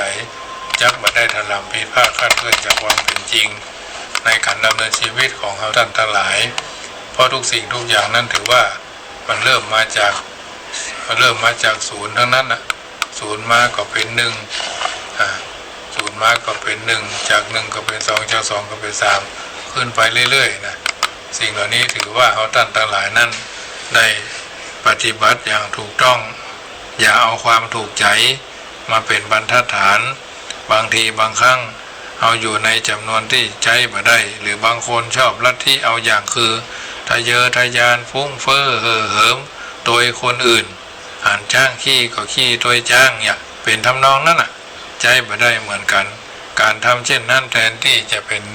ประโยชน์โสติผลครับนำความทุกข์เดือดร้อนมาให้ในภายหลังอย่างที่ถูกควรจะประมาณดูฐานะและรวยได้ของตนแล้วใช้จ่ายให้หมดเสี่ยงไปตามเหมาะสมได้ตามสุภาษิตที่สอนกันมาว่ามีสลึงพึงบรรจบให้ครบบาทอย่าให้ขาดสิ่งของต้องประสงค์ถ้าทำน้อยกินน้อยค่อยบรรจงเดี๋ยวจ่ายลงให้มากจะยากนานอันนี้คือสุขเกิดจากการมีทรัพย์สุขเกิดจากการใช้จ่ายทรัพย์สุขเกิดจากการบ่เป็นหนี้อินาทานังทุกขังโลเกการเป็นหนี้เป็นทุกข์ในโลกเป็นข้าหลายเจ้าเป็นเบาหลายนายนะเป็นผู้มีบ่มีหนี้กับบ่มีหน้าอย่างเพื่อนว่านั่นนะเพราะฉะนั้นประการที่สามสุขจากการไม่เป็นหนี้สี่สุขจากการเกิดจากการประกอบการงานไม่มีโทษความหมายข้อย่อมวงว่าเป็นเหตุของสามข้อข้างต้นคือคนที่จะมีทรัพย์สินเงินทองใช้จ่ายทรัพย์ในทางที่ถูกและเป็นผู้บ่มีหนี้สินติดตัวก็เพราะมีความขยันหมั่นเพียรประกอบการงานที่ปราศจากโทษเมื่อว่าถึงเหตุแห่งผลแห่งความสุขแล้วข้อนี้ย่อมเป็นข้อสำคัญก่อนที่จะอธิบายถึงการงานที่เป็นโทษนั่นก็มีโทษความหมายในการด้านศาสนาโดยกว้างๆก็คือทำการใดภายหลังต้องเดือดร้อนใจสะท้อนโศกาน้ำตาไหลเสวยสุขผานของการใดการนั้นไม่ดีนาอย่ากระทำการทำใดภายหลังไม่ร้อนจิตเมื่อหวนคิดอิ่มใจไม่วับหวั่มเสวยผลของการใดที่ได้ทำประกอบกรรมนั้นนาท่านว่าดีได้ตามเมตตากรรมกรสอนสองบทนี้ว่าการงานทุกชนิดเมื่อทำแล้วคือผลเป็นความเดือดร้อนใจในภายหลังการงานนั้นบ่มีโทษควรทำก่อนที่จะอู้ถึงการงานจะเกิดทรัพย์ก็คือจะต้องอู้ถึงที่เกิดที่อยู่ของทรัพย์สินเสียก่อนทรัพย์อยู่ที่ไหนโบราณท่านกล่าวเอาไว้ว่าเงินอยู่ใต้น้ำคำอยู่ใต้ดินตรงกับคำอู้กันเสมอว่าทรัพย์ในดินสินในน้ำเป็นต้นอันนี้ญาติโยมสาธุชนท่านผู้ฟังทั้งหลายประกอบกับสิ่งเหล่านี้ไปตามทำนองของธรรมเข้าผนวกบวชกับสัมพันธ์กันว่าอุทานะสัมปทาขยันหา อารักขสัมปทารักษาทรัพย์ไว้คือดีกัลยาณมิตรตาคบมิตรดีเป็นผู้ที่ใกล้ชิดสามารถชีวิตาเลี้ยงชีพชอบโดยเลี้ยงชีพให้เหมาะสมกับรายได้ตระกูลตำแหน่งสมคุณสมค่าที่เฮาท่านทั้งหลายฟังคำสอนในทางพระพุทธศาสนา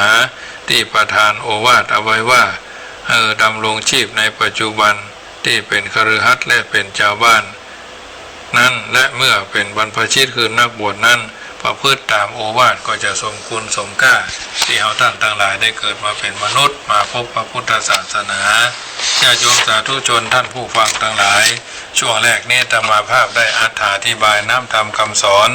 ตั้งแต่ทุ่ม33นาทีถึง2 ทุ่ม29นาทีพอออกแม่ออกญาติโยมสาธุชนที่อยู่ทางบ้านฟังแล้วเป็นจะใดวันนี้แต่ละท่านก็คงไม่ได้ไปสวดมนต์ที่วัดตั้งใจฟังกันแต่เจ้าแม่ครูเหรียญทองก็โทรมาว่าวันนี้ไม่ได้ไปสวดมนต์ที่วัดอาตมาภาพก็นำท่านทั้งหลายสมาทานศีล5แล้วเป็นข้อแปรคือฟังโดยยกสาธกยกรายละเอียดคือฟังโดยเพราะฉะนั้นฟังแล้วเป็นจะได้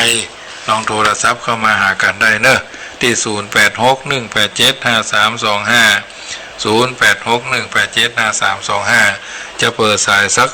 10นาทีก็ดี5นาทีก็ดีก็เดียวก็จะได้อธิบายน้ำธรรมคำสอนต่อเป็นช่วงที่2แล้วก่อนจะนำรายการจะท่านไปก็จะเปิดสายทำสัก15นาทีก็เป็นว่า4 ทุ่มพอดี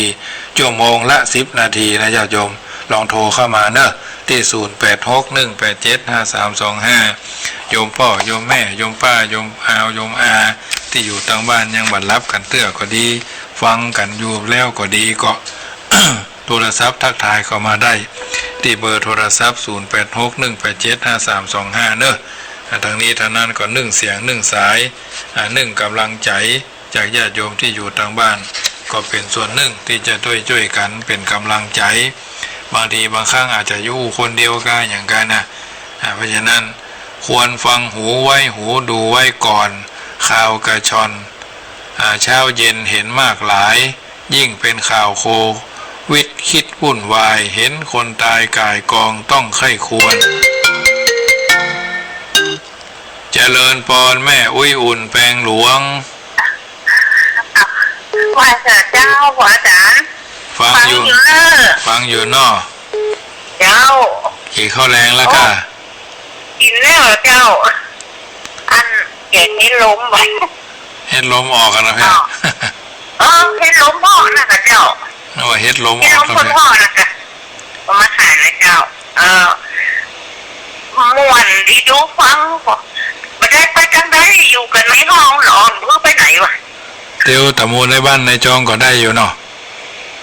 เจ้าออกจำในบ้านนี่หาได้ก็ออกไปจังนอกเขาไปถึงเมืองออกไปนะเจ้ามันเขาจำอยู่ที่เก่ามันก็ใกล้เนาะเดี๋ยวไปหั่นไปนี่2 ขา3 ขาก็ว่ากันไปเนาะเจ้าไปกับไม่จ้าถ้าได้มาทั้งนี้ก็มอแหละเจ้าถ้าได้ไปก่อนเนาะเจ้าโทรมาบอกลูกหน้าก่อนเนาะจะโมทนากับแม่อุ่นเนอะสาธุจะโมทนาโยมแม่บัวคำโทรมาใหม่เนอะ0861875325สู้เราจะสู้ไปพร้อมกันเราจะสู้ไปพร้อมกันวันเปิดส่งข้อความมาเพื่ออ่านก็อ่านเพื่อฟังเนอะมีโอกาสกดโทรศัพท์เข้ามาทักทายได้นะไม่เป็นปัญหา1 เสียง1ศรัทธาข้ามพ้นภัยโควิดโคโรนาได้ด้วยกันวันเวลาเป็นเครื่องพิสูจน์บางสิ่งบางประการก็คือพระพุทธรักษาพระธรรมรักษาพระสังฆรักษาอยู่เย็นเป็นสุขเจริญพรแม่สีทรฟังกันได้อยู่นอฟังได้อยู่ฟังโทรศัพท์นอกเจ้าฟังโทรศัพท์ลูกสาวพลิกมาบ้านแล้วค่ะเจ้าฮ้อนก็ทำเลยเจ้าวันนี้นี่ฮ้อนแก่นะวันนี้นะเจ้าเดือนเมษาเดี๋ยวโควิดหายหมดแล้วแม่เลยเนาะใครงดหายเร็วๆเลยมันจริงมันก็ก้อยไม้หายไปเนาะ จ้า เหมือนหมอกจางห่างหายนะกะ ก็นั่นเนาะ ครับอยู่สุขสบายกันทั่วไปเนอะเจ้าสาธุ โมทนาแม่สีทอนตาก็1 เสียงคนก็โทรเข้ามาเนอะ0861875325เนอะพี่น้องตังดอยซิวว่าจะได้ฟังอยู่เนาะพี่น้องแม่ฉันเพนคำโพธาก็ฟังอยู่โยมแม่บัวพัดเวียงคุมกามก็ฟังอยู่เนาะมีโอกาสก็โทรเนอะ0861875325วันนี้วันศีลเป็นวันศีลวันพระเนาะวันที่ดีที่สุดคือวันที่ได้สั่งสมบุญนิพพานปัจจโยโหตุโนนิจจังนี่วะคนว่าจะอันวันนี้เป็นวันดีเป็นวันศีลเป็นวันเดือน7เหนือออก8 ค่ำแฮมบักีวันก็จะปีใหม่ปีหวานเสียงปรบมือคือกำลังใจนะญาติโยมปรบมือคือกับตัวเก่าทออยู่ในสังคมเขาบอกต้องไปพอคนนั่นดีคนนี้บ่ดีเนาะถ้าเรามองคนในแง่ลบเราแทบจะไม่เหลือคนให้คบในโลกนี้ถ้าเรามองในแง่ดีเราจะมีมากมายคนดีให้เลือกคบแบบมันไว้เจริญพรแม่อุไรเจ้าการนวัตการเจ้าฟังอยู่เนอะฟังอยู่เนาะอุไรดอยสะเก็ดฟังกันหลายคนอยู่เนาะเจ้าไหนเจ้าเป็นกำลังใจให้แม่อุไรเนอะตุ๊ดฮะเป็นวัดแค่นี่เป็นวัดเป็นไอ้กันอะมองพันนักโดยสะเก็ดอะอันพ่อเฮ็ดลมมันหายวะนะฝนมาตกกะประเภทแบบมีไหมมันมีตกเหมือนมันเนี่ยกับทุกทั้งเพศอากาศดีพ่อกลางต้งเนาะอันนี้บ้านเนี่ยจะอยู่มือตรงแล้วมันเหมือนลม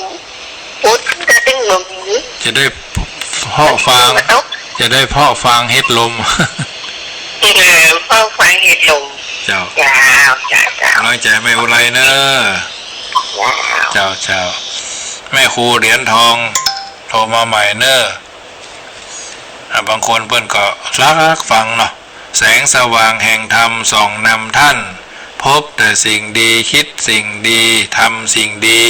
ขอให้สำเร็จสมปรารถนาโชคดีมั่งมีร่ำรวยนะดูตั้งกินดูตั้งใจดูตั้งไว้เตตานเหลือกินเหลือจ่ายเหลือไว้เตตานเป็นห่มโพห่มไทรของลูกเต้าเหล่าหลานนะเพื่อนว่าอย่าไปไหนกันเนอะเฝ้าเฮือนระวังโควิดมันเจริญพรแม่ครูเหรียญทองเจ้าฟังอยู่นะเจ้าวันนี้จะคุยดีนะเจ้าวันนี้ขึ้นดีเจ้าสัญญาณดีเจ้าวันนี้เจ้าเป็นกำลังใจแม่ครูเนอะที่กำลังใจท่านคนท่านอาหารนะเจ้าเจริญพรเจ้าเจริญพรเจ้าจากไหนนี่แม่จังไปโจเนอะอ่านฟังอยู่เนอะแม่ก็ไม่ได้ไปการทำบุญจัดเงินอ่ะบ้านแม่โจ้กะเจ้าบ้านแม่โจ้อ่ะที่อูกูเดือนน่ะกะแม่ไปหมดแล้วไปกับหมอป้าค่ะไปเมื่ออันกวัดกับหมอป้าจวดกันไปจวดกันมาเนาะบ้านแม่โจ้เนาะเจ้าแม่โจ้เคยไปอ่ะไม่ไม่อ่ะกูไปกะแม่โจ้ไปเจอวิเวกเนาะเจ้าตะกอนกับท่านเด็กมาเดียวท่านสีมุนเรืองมาแต่งผ้าเอกอ่ะแม่ว่าตอนแต่ผ้าเพิ่งก็มีทุหลวงใหม่แล้วเนาะเจ้าตู้บ้านเฮาเนี่ยเป็นตู้หลวงเจ้าโมทนากับแม่เนอะเจ้าถ้ามีวาสนาถ้าอันนี้หายไปแม่เขาจะหลงไปทำบุญอยู่เนอะปลูกเฮ็ดลมเลยพ่อเฮ็ดลมมันนึกหายหมดเลยเจ้าเจริญพรแม่เนอะเจ้าเจริญพรวันนี้เจ้าอาจารย์เจ้าวันนี้ดูตั้งฟังได้ตึงเจ้าตึงแหลแม่อำพาเนาะเจ้าบ้านมอนสังกะแปงเจ้าแม่อำพาบ้านมอนฟังชัดเจนดีเนาะฟังชัดเจนเจ้าก็เดี๋ยว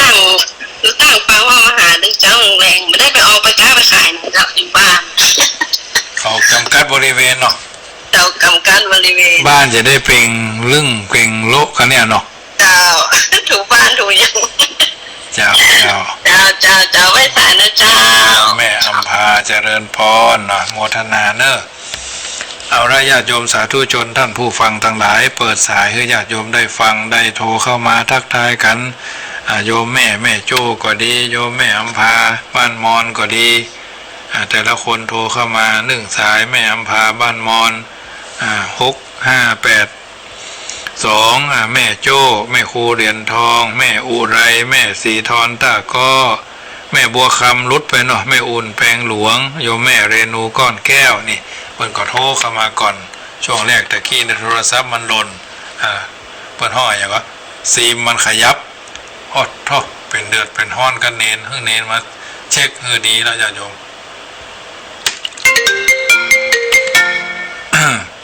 เจริญพรแม่ยอดดอยสะเก็ดเจ้าถวายกำลังใจนะเจ้าวันนี้ได้ไปสวดมนต์วัดเนาะวันนี้ได้ไปเนี่ยไม่อยาก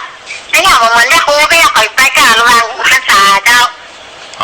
แม่ครูมันไปตลอดเนาะแม่ครูมันไปตลอดแต่ไม่อยากอยู่ไกลวัดไปหน่อยจากวัดไปหาวัดถึงกิโลเกือบ2 กิโลไม่เอาแต่แล้วแม่ครูมันอยู่ใกล้แม่ครูไปเกินกิโลก็ถึงละมันยังแค่สะดวกละกันน้อยนะ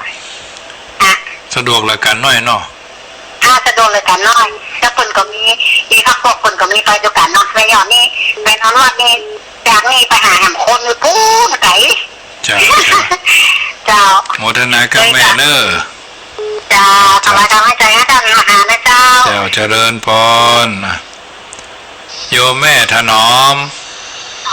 เจ้าไว้สาเจ้าบ้านสันสรีเวียงป่าเป้าเนาะเดี๋ยวนี้อยู่เชียงใหม่ไปเจ้าอยู่เป็นริมไม่เจ้ารถกัดตัวปิ๊กมาได้ก่อนหน้ายังคนเวียงป่าเป้าอยู่นี่คนประกอบฮื้อปิ๊กหรอไปฮื้อบวชเนี่ยนี่เป็นลูกสาวมันมาฮื้อปิ๊กแกนี่อยู่พี่เจ้าช่วงนี้แปลงใจไปคนเชียงใหม่อะครับไงเจ้าบ้านเมื่อก่อนจะมีไผ่นะต้องพี่ที่บ้านลูกพี่นี่มดเรื่องแต่แล้วบ้านตกเก่าคนกันเดี๋ยวนี้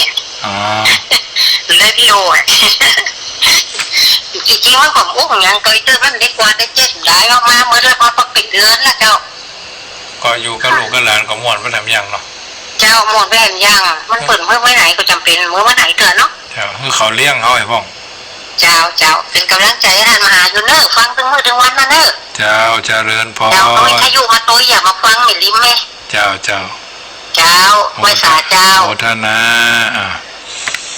เอาละญาติโยมสาธุชนท่านผู้ฟังทั้งหลายได้ยินได้ฟังแต่ละคนโทรศัพท์ทักทายเข้ามา1 เสียง1 สาย1 เสียง1 ศรัทธาฟังแล้วก็ม่วนกันไป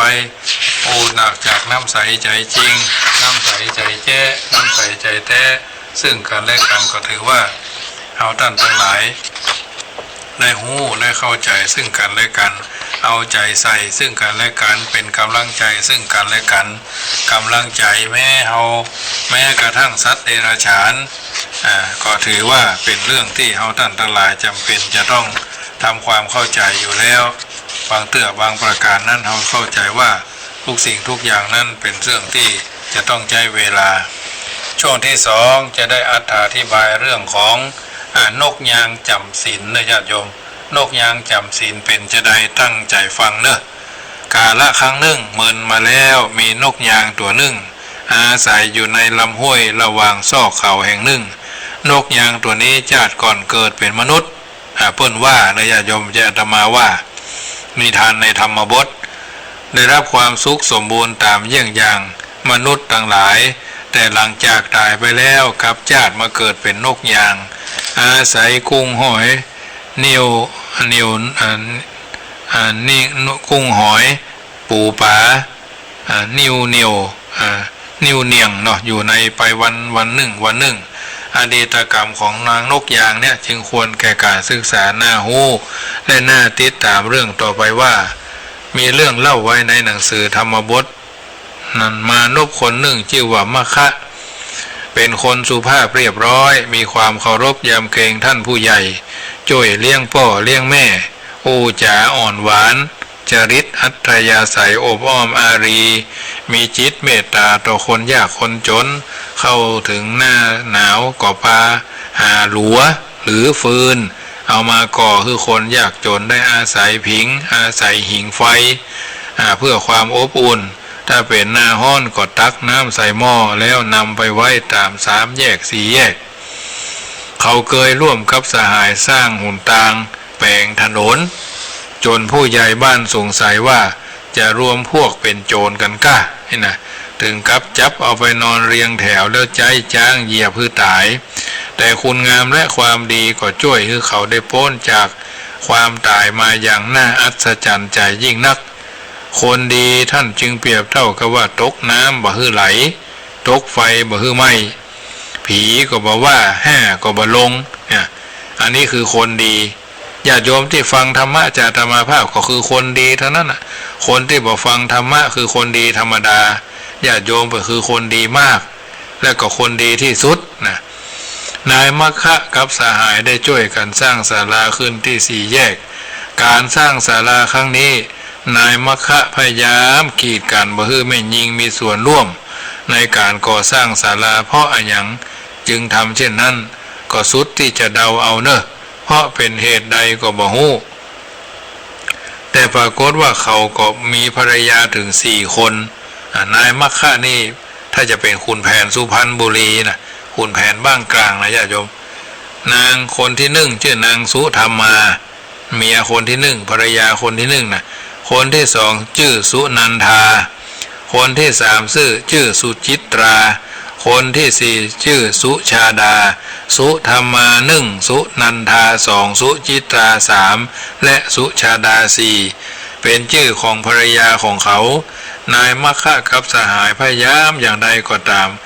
สุภาพสตรีหรือแม่หญิงเหล่านั้นก็มีความฉลาดพอที่จะนำสิ่งที่เป็นประโยชน์ได้คนละอย่างคือนางสุธรรมาคือนายช่างทำเจ้าฟ้านางสุนันทาทำคือคุตสะโบคารณีปลูกบัวนางสุจิตาคือสร้างสวนดอกไม้เว้นไว้แต่นางสุชาดาบ่ทำอะไรเลยไม่ทำอะไรเลยเหตุที่นางสุชาดาบ่ได้คิดทำอย่างนั้นก็เพราะว่าเธอเข้าใจว่าเธอเป็นถึงหลานและภรรยาของนายมัคคะนายมัคคะทำบุญอย่างก็เหมือนเธอมีส่วนร่วมทำตัวบุญที่เธอทำก็เหมือนกับนายมัคคะทำตัวเช่นนั้นแล้วประโยชน์อย่างถึงกับที่เราจะทำอันนั้นอันนี้เสียเวลาไปบ่ได้สู้ทาเล็บแต่งหน้าทาปากอาบน้ำชะโลมผิวพอกผิวอันนั้นอันนี้เข้าสปาดีกว่าเนาะสมัยนี้นะจะดีกว่าแล้วเธอก็ใจเวลาหมดไปวันหนึ่งแล้วการประกอบคุณงามความดีมันยังสักอย่างนอกจากแต่งตัวเจ้าก็ชุ่นตอนก็ชุ่นบ่ายก็ชุ่นค่ำก็ชุ่นเมื่อคืนก็ชุ่นหนึ่งนายมัคคะผู้สร้างความดีเมื่อสิ้นชีวิตแล้วก็ไปเกิดเป็นพญาอินทร์สุรินทร์เจ้าฟ้าอยู่บนสวงสวรรค์ชั้นดาวดึงส์สหายของเขาทั้งหมดก็ได้เกิดเป็นเทพบุตรเป็นบริวารห้อมล้อมบนสวงสวรรค์ชั้นเดียวกันส่วนนางสุธรรมานางสุนันทานางสุจิตราเมื่อสิ้นชีวิตแล้วก็ไปเกิดเป็นเทพธิดาเป็นชายาของพญาอินทร์สุรินทร์เจ้าฟ้าแถมนางสุชาดาเมื่อตายไปแล้วก็ปรากฏตัวเหมือนเทพธิดาองค์อื่นๆไม่ทราบว่าไปเกิดที่ไหนชาเลงนายมัคคะแม้จะได้เสวยบุญเป็นพญาอินทร์แล้วก็บ่ได้ลืมนางสุชาดาผู้เป็นภรรยาสุดท้ายผู้เคยเป็นภรรยาเคยร่วมเรียงเคียงหมอนเคยกินซุกกินดิบเคยเป็นตนคนเดียวกันมาแต่ชาติปางก่อนเมื่อบาหันนางสุชาดาก็ติดตามลามตัวบนสวงสวรรค์ส่องดูตั้งปื้นพิภพจักรวาลรวม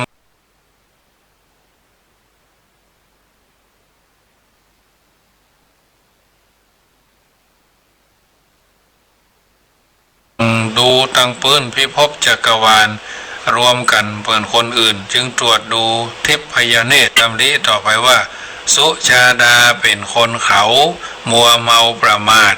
มาทำบุญสุนทรทานในชาติปางก่อนจึงไปเกิดเป็นสัตว์เดรัจฉานเฮาจะไปช่วยให้เธอได้บุญอย่างใดอย่างหนึ่ง เมื่อเท้าเธอได้เกิดมาบนสวงสวรรค์กับเขาพ่องดำริดังนั้นแล้วจึงจำแรงเพศเป็นนกยางบินมุ่งหน้าไปหาที่ซอกเขาเป็นที่อยู่ของนางนกยางขันหันนางนกยางทำท่าจะบินหนีจึงเอ่ยว่านี่แน่เธอเชิญหยุดสนทนาสักประเดี๋ยวหน่อยสิเนี่ยนางนกยางหู้สึกแปลกใจบ่นึกบ่ฝันว่าจะได้พบไผ่ที่นี่จึงยุดบ่ฝันว่าจะได้พบไผ่ที่นี่ว่าจึงยุดจากไหนตามคำเชิญแล้วถามไปว่าท่านมาจากไหนเอามาจากสวรรค์นางนกยางแปลงตอบนางนกยางนึกสงสัยอยู่ในใจมาจากสวรรค์ถ้าจะวางอุบายหลอกลวงเฮาก็บ่ฮู้กะหาจึงถามต่อไปว่าท่านมาจากสวรรค์มาเนี่ยอะหยังมาเพื่อประโยชน์อันใดนางผู้เป็นนักนกยางปลอมก็บอกว่ามาเพื่อช่วยเธอนางนกยางยังสงสัยยิ่งนักจึงปฏิเสธโดยสุภาพว่าฉันอยู่ที่นี่ก็ได้รับความสะดวกสบายมีความสุขดีอยู่แล้วอย่างทุกอย่างมันจำเป็นต้องไปขอความช่วยเหลือจากคนใดไผ่คนหนึ่งแถมชอบใจในความหวังดีของขอบใจในความหวังดีของท่านเนอะนกยางแปลงพยายามเพื่อเหตุผลต่อไปแถมว่าเธอยังทราบว่าสถานที่สบายกว่านี้ยังมีเธออยู่นี่ที่ซอกเขายังเคยหันว่าทะเลหลวงก็เข้าใจว่าน้ำในลำห้วยเนี่ยมากที่สุดแล้วไปอยู่กับฉันดีกว่าอย่าอยู่ที่นี่เลยนางนกยางแต่คงตอบยืนยันรักเดิมว่าขอบพระคุณอย่างยิ่งนะฉันอยู่ที่นี่ก็สบายดีแล้วนกยางป๋อมบ่ยอมทิ้งความเพียรกับอู้เตือนให้นางนกยางระลึกถึงความหลังว่าขอให้เธอสงบใจเวลาระลึกนึกถึงความหลังสักครู่ว่าเธอเคยเป็นนางสุชาดาใช่ไหมนางนกยางแต่จึงนึกนิ่งอยู่คู่หนึ่งแล้วจึงตอบว่าระลึกได้ฉันคือนายมัคคะสามีของเธอไงล่ะท่านเกิดที่ไหนนางนกยางถามอย่างสนใจบนสวรรค์ชั้นดาวดึงส์หญิงสหายของฉันเกิดด้วยหรือเปล่านางนกยางแต่ถามนายมัคคะที่เป็นนกยางปลอมก็ตอบว่าเกิดด้วยการหันอากาศเธอเธออยากจะหันหน้าเขาก็ฉันจะไปได้อย่างไรพญาอินทร์ที่เป็นนักยางปลอมก็บอกว่านกยางทั้งหมดความสงสัยจึงพานางไปสวรรค์ด้วยอำนาจเทวฤทธิ์พักอยู่ที่ริมสระโบกรณีแล้วเสด็จไปตรัสบอกคืออัครมเหสีทั้งสามนางมาทอดพระเนตรนางทั้งสามพอใจได้หันอุทานกับเธอว่าโอ้โหสวยจังแล้วต่างก็ชี้ชวนกันชมดูสิปากก็แหลมแข้งก็ยาวเท้าก็เล็กนี่หรือผลของการแต่งตัวเนี่ยดูสิปากก็แหลมแข้งก็ยาวเท้าก็เล็กนี่หรือผลของการแต่งตัวนกกระยางหู้ซึกกระดากอายบรรดาเพื่อนซึ่งเป็นอดีตภรรยาเมื่อสมัยเป็นคนเขาก็ได้บรรลุเขาก็ได้รับความสุขสบายแต่ตัวเองยังหากุ้งหาปลาเป็นอาหารจะหาความสุขสักนิดหนึ่งก็บ่มีพอดีพญาอินทร์เสด็จผ่านมานางนกยางจึงอู้อ้อนวอนขอปลาปิกไปที่เดิมพญาอินทร์ก็สนองความประสงค์ก่อนจะจากกันได้ถามนางนกยางว่านี่ขอถามจริงๆเถอะนะน้องพี่เธออยากจะไปอยู่บนสวรรค์หรือไม่นางนกยางก็ตอบว่าจะไปได้อย่างไรเจ้าคะในเมื่อหม่อมฉันไม่ได้ทำบุญไว้แต่ชาติปางก่อนนางตอบอย่างอี้พญาอินทร์ก็บอกว่าถ้าฉันจะแนะวิธีคือเธอไปเกิดบนสวรรค์เธอยินดีทำได้ก่อนางนกยางก็บอกว่ายินดีอย่างยิ่งเจ้าค่ะนางตอบด้วยความเต็มใจพญาอินทร์ตรัสสอนนางนกยางต่อไปว่า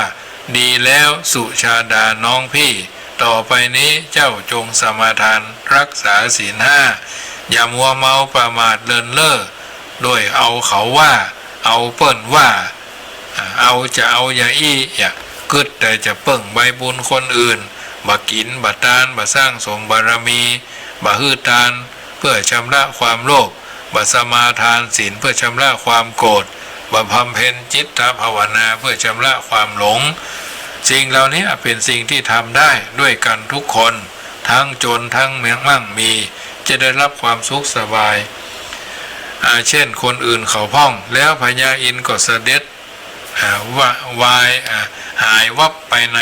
บนสวงสวรรค์จากเดิมแต่นั้นมานางนกอย่างอุตสาหรักษาศีล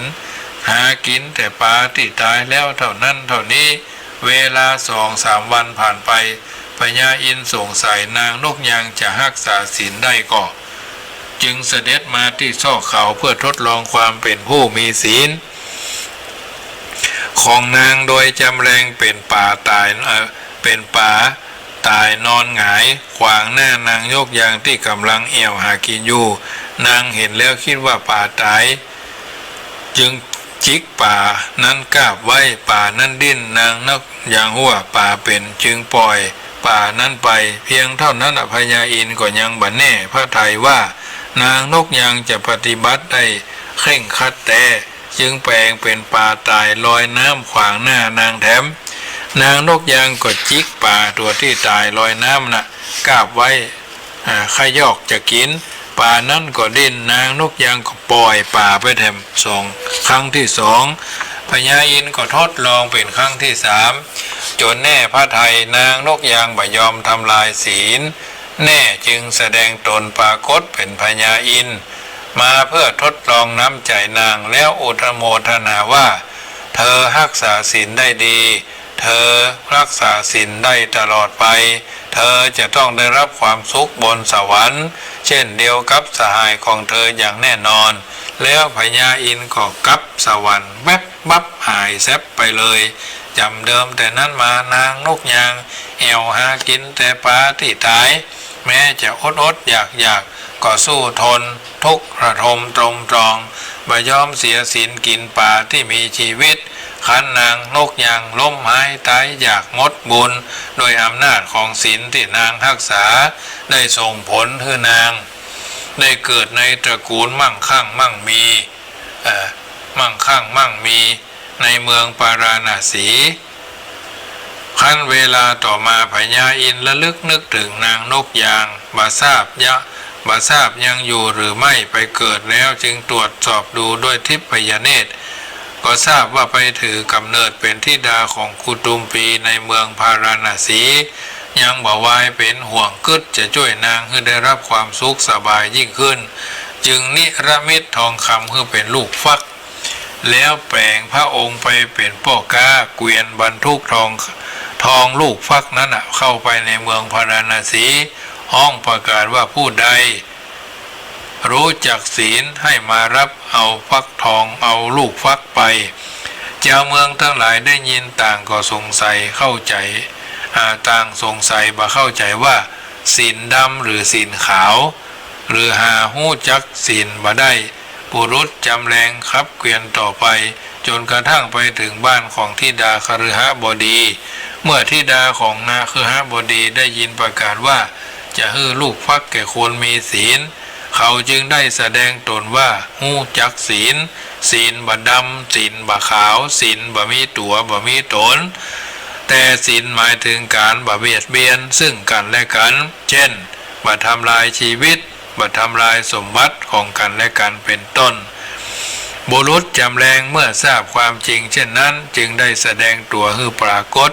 เขาก็คือพญาอินทร์ผู้เคยเป็นสามีของเธอแต่ชาติปางก่อนแล้วขอบมอบฟักให้แก่ธิดาไปพร้อมกับสั่งว่าฟักนี้จะเป็นปัจจัยสำหรับเลี้ยงชีวิตเธอจงรักษาศีลให้บริสุทธิ์ยิ่งขึ้นไปเตอะว่าอันเมื่อธิดาได้รับฟักมาแล้วก็ทราบได้ทันทีว่ามันเป็นแท่งทองคำเธอรู้สึกดีใจมากถึงกับกราบลงกับ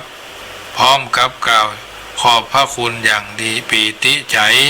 ธิดาของคฤหัสถ์เมื่อจุติจากอัตภาพนั้นแล้วได้ไปเกิดเป็นธิดาของจอมอสูรนามว่าเวปจิตผู้เป็นผู้เวรกับพญาอินทร์เธอเป็นผู้มีรูปสวยมีผิวพรรณพุทธผ่องเป็นที่เสน่หาของผู้ที่ได้พบเห็นบรรดาอสูรหนุ่มทั้งหลายต่างก็มุ่งมั่นที่จะได้เธอมาเป็นคู่ครองแต่ทุกรายที่มาสู่ขอต่างได้รับการปฏิเสธจากท้าวเวปปจิตโดยเหตุผลง่ายๆว่ามีคุณสมบัติไม่คู่ควรกับธิดาของเราครั้นอยู่ต่อมาจอมอสูรมีความประสงค์จะให้ธิดาเลือกคู่ด้วยตนเองจึงประกาศให้อสูรหนุ่มทั้งหลายมาประชุมจุ่มนุมณสถานที่แห่งหนึ่งแล้วสั่งให้ธิดาให้เลือกคู่ผู้ที่สมควรเป็นคู่ครองของตนฝ่ายพญาอินทร์เมื่อทรงทราบข่าวว่าธิดาของคหบดีจุติจากอัตภาพนั้นแล้วได้ตรวจสอบดูสถานที่เธอไปเกิดว่าอยู่ที่ไหนก็ทราบด้วยทิพยเนตรว่าไปเกิดเป็นธิดาของท้าวเวปปจิตและทรงทราบต่อไปว่าขณะนี้ท้าวเวปปจิตกำลังให้เธอเสี่ยงพวงมาลัยหากู้พระองค์ทรงเชื่อมั่นในอำนาจบุพเพสันนิวาสว่าบุคคลที่เคยสร้างความดีร่วมกันมาย่อมมีโอกาสได้เป็นคู่ครองกันเสมอจึงเนรมิตเพศเป็นอสูรแก่ไปยืนอยู่ที่สุดท้ายปลายแถวของอสูรหนุ่มทั้งหลายบรรดาอสูรหนุ่มมาประชุมจุ่มนุมกันแล้วธิดาของท้าวเวปปจิตก็ถือพวงมาลัยเดินตรวจดูไปโดยลำดับบ่มีอสูรหนุ่มคนใดทำให้เธอสนใจเลยจึงเดินไปจนกระทั่งใกล้กับที่อสูรแก่ยืนอยู่ด้วยบุพเพสันนิวาสแต่ชาติปางก่อนเธอจึงเสี่ยงพวงมาลัยทิ้งไปยังอสูรแก่นั้นอสูรแก่เมื่อได้รับพวงมาลัยแล้วจึงกลับเพศเป็นพญาอินทร์ตามเดิมแล้วจับหัตถ์ของอสูรกัญญาพาไปสู่สวรรค์จะนับจากนั้นเธอก็ได้ปฏิบัติหน้าที่ฐานะเป็นอัครมเหสีมีความสุขารมณ์ตลอดมาด้วยอานิสงส์ของศีลซึ่งเธอได้รักษามาแล้วอย่างสมบูรณ์บริบูรณ์ในอดีตชาตินิทานเรื่องนี้สอนให้ญาติโยมสาธุชนได้พิจารณาว่าศีลที่รักษาดีแล้วย่อมสามารถยกระดับฐานะของบุคคลให้สูงและได้รับความสุขยิ่งขึ้นไปโดยลำดับอันนี้ญาติโยมสาธุชนท่านผู้ฟังทั้งหลายอัตถสาระอัตถธรรมคำสอนที่อาตมาภาพได้ก้อนไกลตั้งใจเอามาเอามาจ่าให้ญาติโยมได้ฟังก็เป็นนิทัศนะส่วนหนึ่งที่ท่านสาธุชนท่านผู้ฟังได้ยินได้ฟังแล้วมาต้องเครียดมาต้องเคร่งมาต้องเพ่งเล็งจุดใดจุดหนึ่งทำใจให้สบายญาติโยมทำใจให้สบายเท่านั้นเพราะฉะนั้นถือว่าเอาท่านทั้งหลายนั้นได้มีโอกาสสร้างสรรค์สิ่งที่ดีนำเอาสาระอันเป็นมังคละเพื่อจะได้ดำเนินชีวิตถูกต้องท่องแท้โควิดก็ดีอะไรยังก็ดีที่มันมาแล้วเราต้องไปสนใจมันเอาทำตัวเองให้ดีทำวันนี้ให้ดีนะมันต้องรอฟ้าจักสดใสห่วงและกำลังใจอยู่ที่ตัวเอาเนี่ยใครทำดีประการต่อมาถ้าเราทำความดีแล้วทุกคนปรารถนารางวัลเนาะรางวัลความดีผลที่ได้รับจากการทำความดีชื่อว่ารางวัลอันอย่างเล่าเป็นรางวัลของความดีจะหาคำตอบได้จากเรื่องที่จะเล่าให้ญาติโยมฟังว่าอดีตการนานล่วงมาแล้วมีมหาบัณฑิตนักวิชาการชั้นเยี่ยมผู้หนึ่งแม้จะมีความรู้ความสามารถเพียงใดก็หาแสดงตนให้ปรากฏไม่ชอบเก็บตัวอยู่ในที่เงียบมีนิสัยเป็นคนมากน้อยสันโดษในครอบครัวของเขาถึงหมดมีด้วยกัน4 คนตัวของมหาบัณฑิตภรรยาลูกและคนอาศัยตัวและคนมาอาศัยด้วยแถมคนหนึ่งเพราะท่านมหาบัณฑิตผู้มีนิสัยมากน้อยสันโดษจึงบ่คำนึงถึงความทุกข์ยากใดๆที่เกิดขึ้น วันหนึ่งก็คลุกคลักอยู่กับตำรับตำราปะหนึ่งว่าความสุขทั้งปวงนั้นรวมอยู่ในแต่ตำรานั่นเองอยู่มาสมัยหนึ่งบ้านเมืองเกิดยุคเข็นฟ้าฝนตกต้องตามฤดูกาลเข้าก็ยากมากก็แพงบอกว่าโควิดที่เกิดหรือไม่เนาะอันในทำในนิทานนะแต่ประเทศไทยเขาเกิดบางจุดก็ไม่ต้องไปสนใจมันญาติโยมสปะทุกขาสปะปยาสปะโควิดวินาศสันตุอายุวันโนสุขังพลังเนี่ยตระกูลของมหาบัณฑิตก็พลอยได้รับความเดือดร้อนห้อนใจเข้าไปตัวยคนเฮาที่เกิดมาร่วมโลกเดียวกันจักถือคนอื่นเปิดร้อนก็จังตัวสบายก็เดียวกันย่อมอยู่ในโลกนี้บ่ได้เพราะทุกคนย่อมมีความสัมพันธ์รับผิดชอบด้วยกันเสมออย่ารับผิดแต่อย่ารับผิดแต่อย่ารับชอบแต่ผู้เดียวร่วมด้วยช่วยกันเนาะฝ่ายภรรยาของท่านมหาบัณฑิตเมื่อถูกทุพพิกภัยเข้ามาครอบงำนั้นความจริงตนเองก็พออดพอทนแต่อดสงสารลูกตาดำมาได้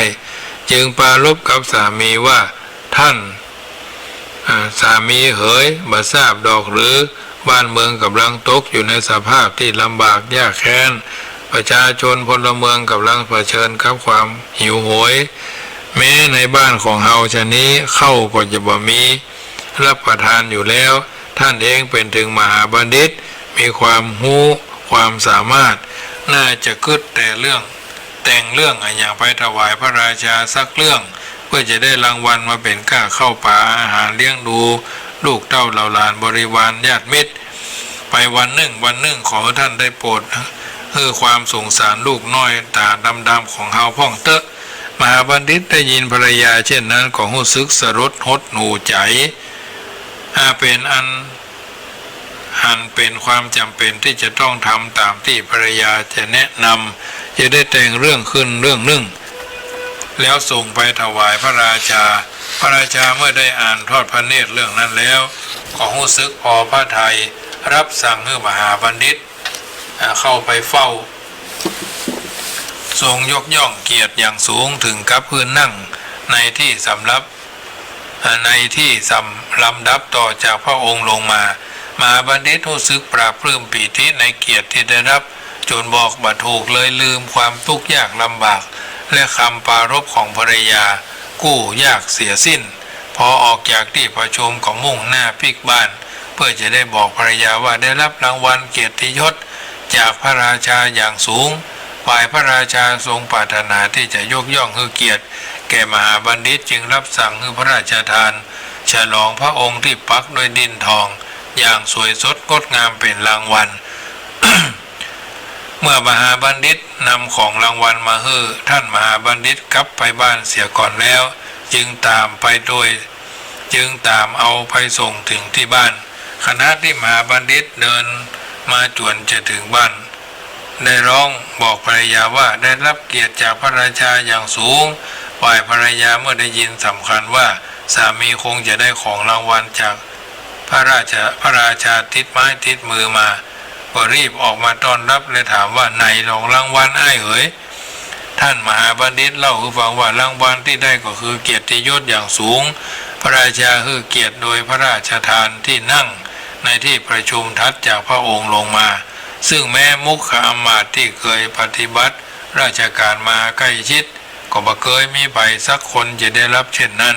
ภรรยาจึงว่าเกียรตินั่นท่านจะเอามาทำมาอย่างได้บัดเดี๋ยวนี้นะข้าวสารจะกอกหม้อก็ยังบ่มีนะท่านเอ๋ยทุกพ่อบ่มีอย่างจะรับประทานทุกพ่อบ่มีกินบ่มีไฟไผตามไฟส่องต้องทุกบ่ได้นุ่งบ่ได้ย่องพี่น้องจักดูถูกดูแคลนท่านยังมาเอาความดีดำกะกินก็บ่ได้ไส้ก็กวงนะท่านเอ๋ยท่านจุงไปทูลขอรางวัลที่แก้ความหิวจากพระราชามาเตอะขณะที่ท่านมหาบัณฑิตกับภรรยากำลังโต้ตอบกันอย่างมันยศมันเยิ้มอยู่ที่หั่นมหาอมาตย์ก็นำฉลองพระองค์ที่ปักด้วยดินทองมาถึงพอดีท่านมหาบัณฑิตรับฉลองพระองค์ดินทองไว้แล้วจึงบอกแก่ภรรยาว่า นี่แหละรางวัลของฉันที่ได้รับพระราชทานแต่ฉลองพระองค์ดิ้นทองนั้นหาได้ทำความพอใจให้แก่ภริยาแต่ประมาณการใดไม่นางจึงแนะนำมหาบัณฑิตว่าควรจะนำฉลองพระองค์ไปส่งคืนแล้วทูลขอพระราชทานสิ่งอย่างอื่นมารับประทานแก้ท้องหิวดิ้มดีอ้ายเอ๋ยหรือเป็นเงินเป็นทองที่สำหรับใช้จ่ายซื้ออาหารให้ลูกให้เต้ายิ่งจะเป็นการดีความรู้สึกของสามีภรรยาคู่นี้บ่ตรงกันสามีรู้สึกว่าเกียรติยศคือการได้รับการยกย่องสรรเสริญว่าเป็นรางวัลอย่างงามฝ่ายภรรยาต้องการวัตถุซึ่งเป็นสิ่งที่สามารถดำรงชีพอยู่ได้เป็นรางวัลความเห็นของสามีภรรยาคู่นี้มีส่วนถูกและส่วนผิดโดยกันทั้งสองเพราะมนุษย์และสัตว์จะเป็นอยู่ได้ด้วยปัจจัยสี่คือเครื่องนุ่งห่มการร้อนหนาวการความตายความอายข้าวน้ำอาหารเป็นปัจจัยเลี้ยงสืบชีวิตบ้านเรือนเป็นที่พักรับนอนอาศัยยาสำหรับบำบัดรักษาโรคภัยไข้เจ็บวัตถุสี่ประการนี้จำเป็นสำหรับร่างกายเรียกว่าอาหารส่วนร่างกายส่วนเกียรติยศชื่อเสียงอันเป็นผลพลอยได้สำหรับการทำความดีทำให้เจ้าทำให้หัวใจชุ่มชื่นเบิกบาน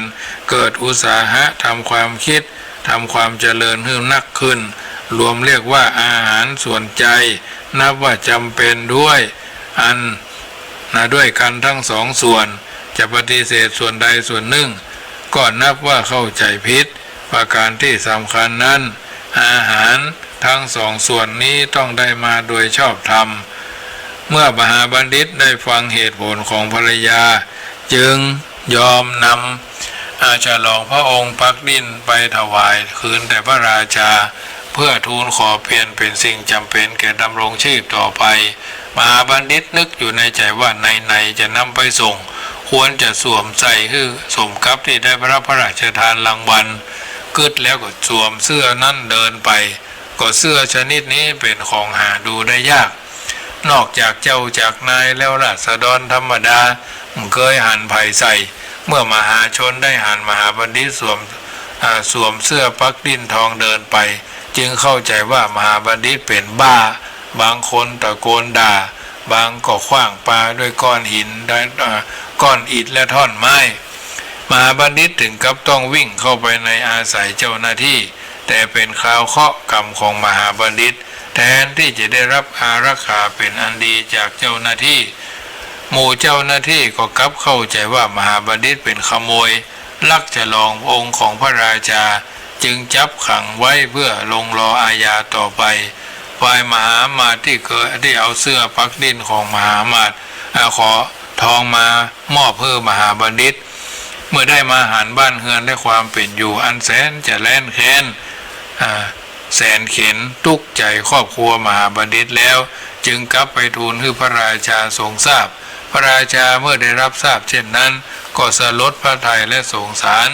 จึงรับสั่งให้พระราชทานเครื่องอุปโภคบริโภคและเบิกพระราชทรัพย์ไปปลูกเรือนให้มหาบัณฑิตใหม่เสวยงามสมกับความรู้ความสามารถของท่านมหาบัณฑิตต่อไปคณะทำการเปลี่ยนแปลงปลูกบ้านสร้างบ้านเรือนอยู่นั้นหามีไผทราบว่ามหาบัณฑิตไปอยู่ที่ไหน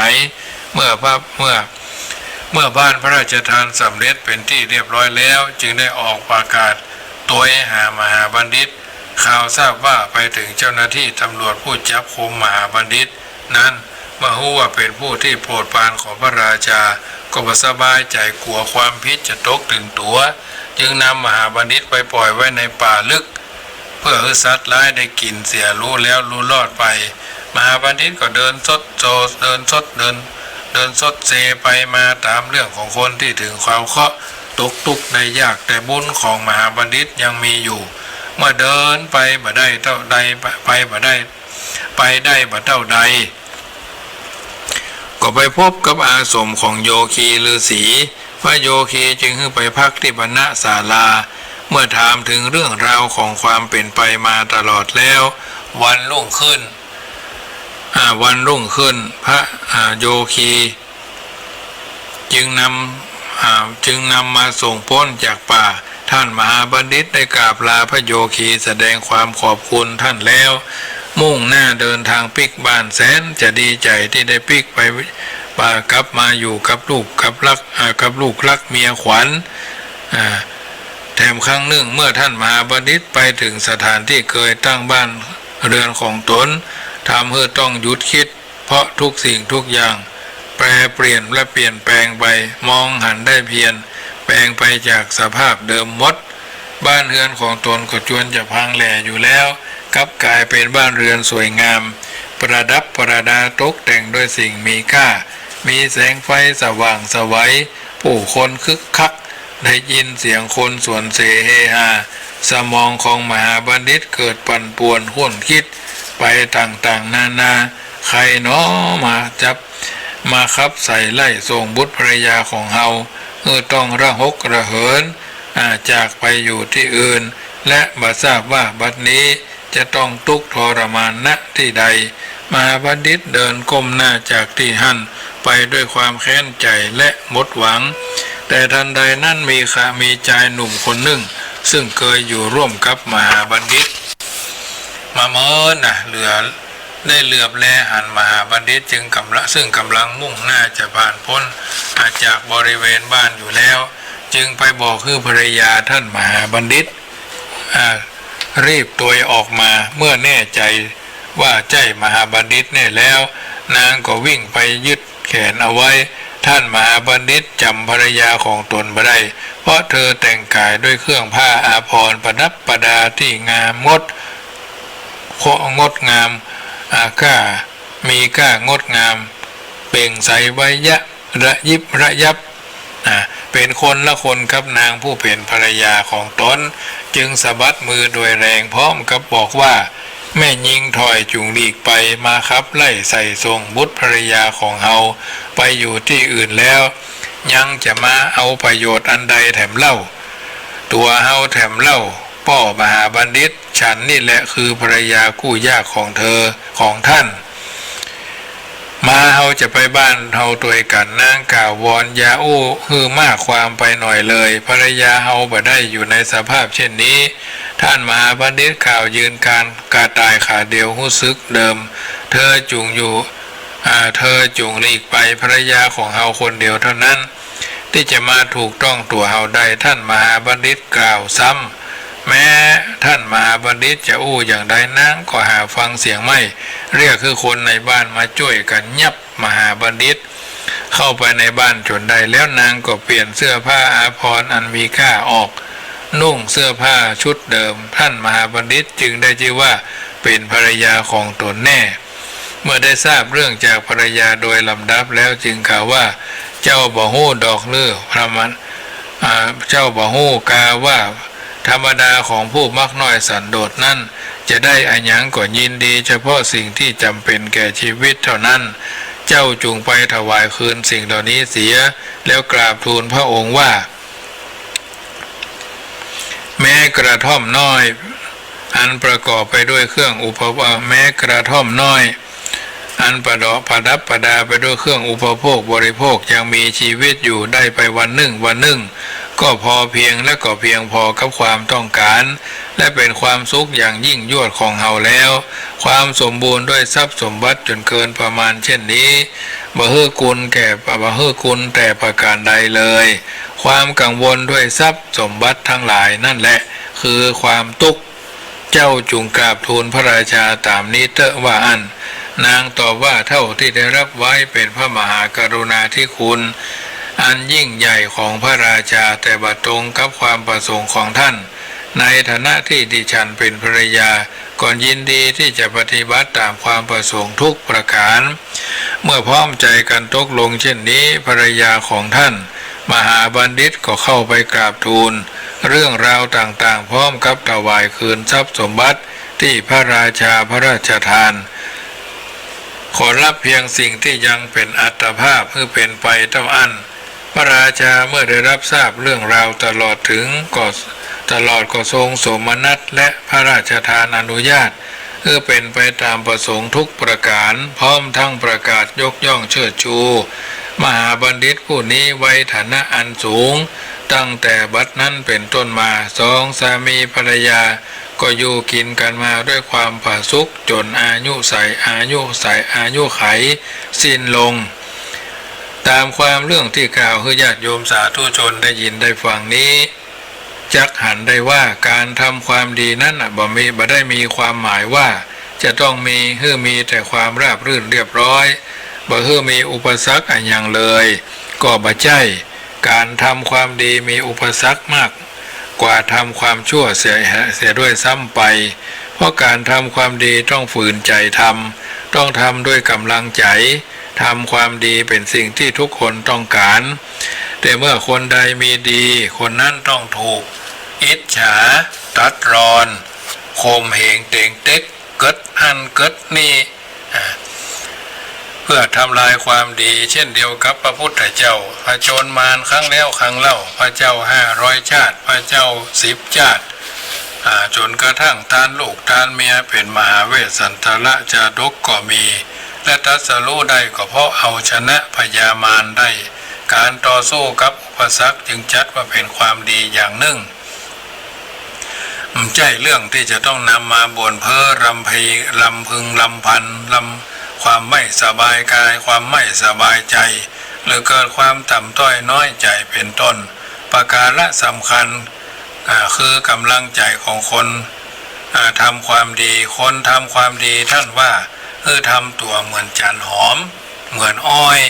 เหมือนพญาจ้างสารไม้จันแม้จะแห้งถูกขยี้ให้ละเอียดอย่างใดย่อมบ่ยอมทิ้งกลิ่นหอมอ้อยแม้จะถูกหีบแล้วหีบแถมก็เหลือกระชานอ้อยก็ยังหวานพญาโคจสารจ้างออกซึกแม้จะโดนหานหอกดาบปืนผาหน้าไม้โดนขอทรัพย์ขอจ้างก็จะอยู่ในสงครามบ่ยอมทิ้งลีลาของพญาจ้างอย่างที่ยังมีท่าทางทรนงองอาจอยู่เสมอฉันใดญาติโยมสาธุชนท่านผู้ฟังทั้งหลายบัณฑิตผู้มีใจเป็นธรรมก็ฉะนั้นแม้จะได้รับความทุกข์อุปสรรคสักเท่าใดก็บ่ยอมบ่ยอมทิ้งธรรมเลยดังคำโคงโรคกนิธิว่าจันแห้งกลิ่นหอนกินหอนได้ตะละทานอ้อยหีบชานยังหวานโอดอ้อยช้างเข้าศึกเสียมสารยกย่างงามนาบัณฑิตแม้นทุกร้อยเท่าหรือลืมทำนะจันแห้งกลิ่นหอนได้ตะระทาน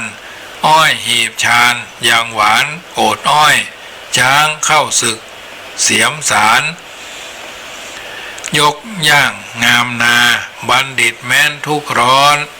เท่าหรือลืมทำแถมประการหนึ่งรางวัลจากการทำความดีตามเรื่องที่อาตมาภาพก่อนไกด์สาธกยกคือญาติโยมฟังมีทั้งวัตถุและเกียรติยศชื่อเสียงเมื่อมหาบัณฑิตได้รับรางวัลแล้วบ่ได้ปฏิเสธและบ่ได้รับไว้ทั้งหมดแต่กลับแสดงความเป็นคนมีประมาณรับไว้เพียงเพื่อความเป็นอยู่เท่านั้นพร้อมกับแนะนำภรรยาว่ากระท่อมเล็กๆพร้อมกับเครื่องอุปโภคบริโภคตามสมควรก็เพียงพอกับความสุขแล้วสมบัติที่เหลือล้นจะมีประโยชน์อะไร ความกังวลในทรัพย์สมบัติความกังวลในทรัพย์สมบัติแลคือสิ่งที่ทำลายความสุขจึงส่อให้หันความจริงว่าความจนหรือความทุกข์ไม่ใช่ความทุกข์แท้ๆความมั่งมีไม่ใช่ความสุขความสุขอยู่ในระหว่างความจนกับความยั่งมีคือบ่จนจนเกินไปและบ่มีจนเกินไปได้แก่ความพอดีซึ่งมีความพอใจเป็นขอบเขตกำกัดฉะนั้นการกระทำความดีที่จัดว่าดีต้องทำเพื่อความดีหรือทำเพราะหันว่าเป็นความดีถ้าทำความดีเพื่ออย่างอื่นนั้น จักไม่ได้รับรางวัลจากความดีเลยอันนี้ญาติโยมสาธุชนท่านผู้ฟังทั้งหลายอาตมาภาพพระมหาประสิทธมาพินันโทได้อธิบายน้ำธรรมคำสอน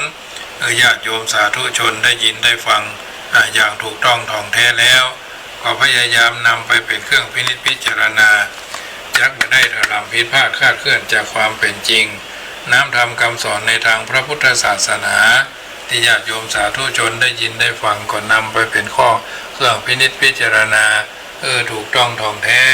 จักไม่ได้ถลำผิดพลาดคลาดเคลื่อนจากความเป็นจริงรายการเสียงธรรมก่อนรับตาก็มาถึง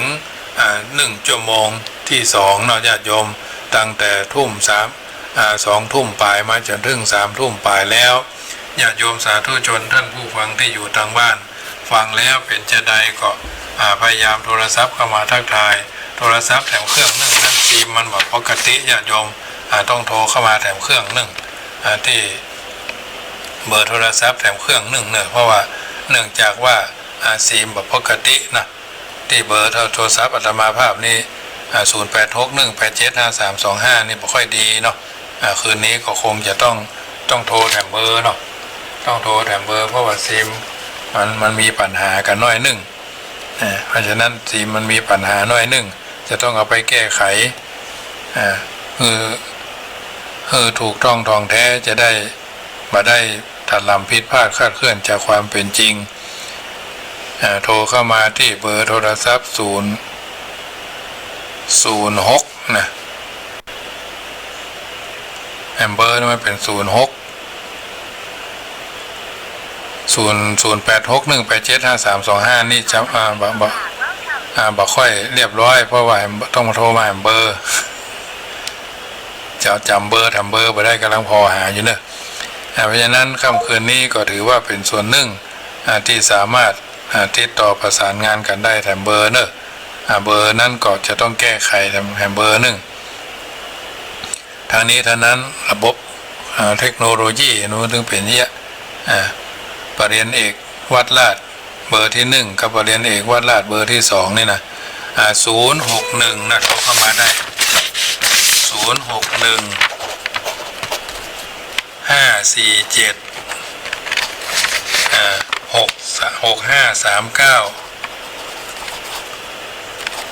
00615476539นี่โทรเข้ามาได้เนอะถ้าจะโทรเข้ามาทักทายขออภัยแฮมเบอร์0861875325นี่วันพวกนี้คงจะได้เข้าโฮงซ่อมแห่งกรรมหนึ่งถ้ามีปัญหาหรือไม่อาจจะขึ้นเน้นชัดการคืนนี้คือเรียบร้อยนะ0615476539นะญาติโยม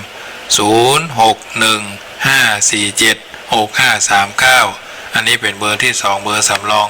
ดียังมีเบอร์สำรองให้ญาติโยมได้โทรเข้ามาเนอะ0615476539ซึ่งปกตินั้นแต่ก็คงจะฟังกันได้เนาะค่ำคืนนี้ต้องสุมาภัยโดยเบอร์นี้เป็นเบอร์มีปัญหานะ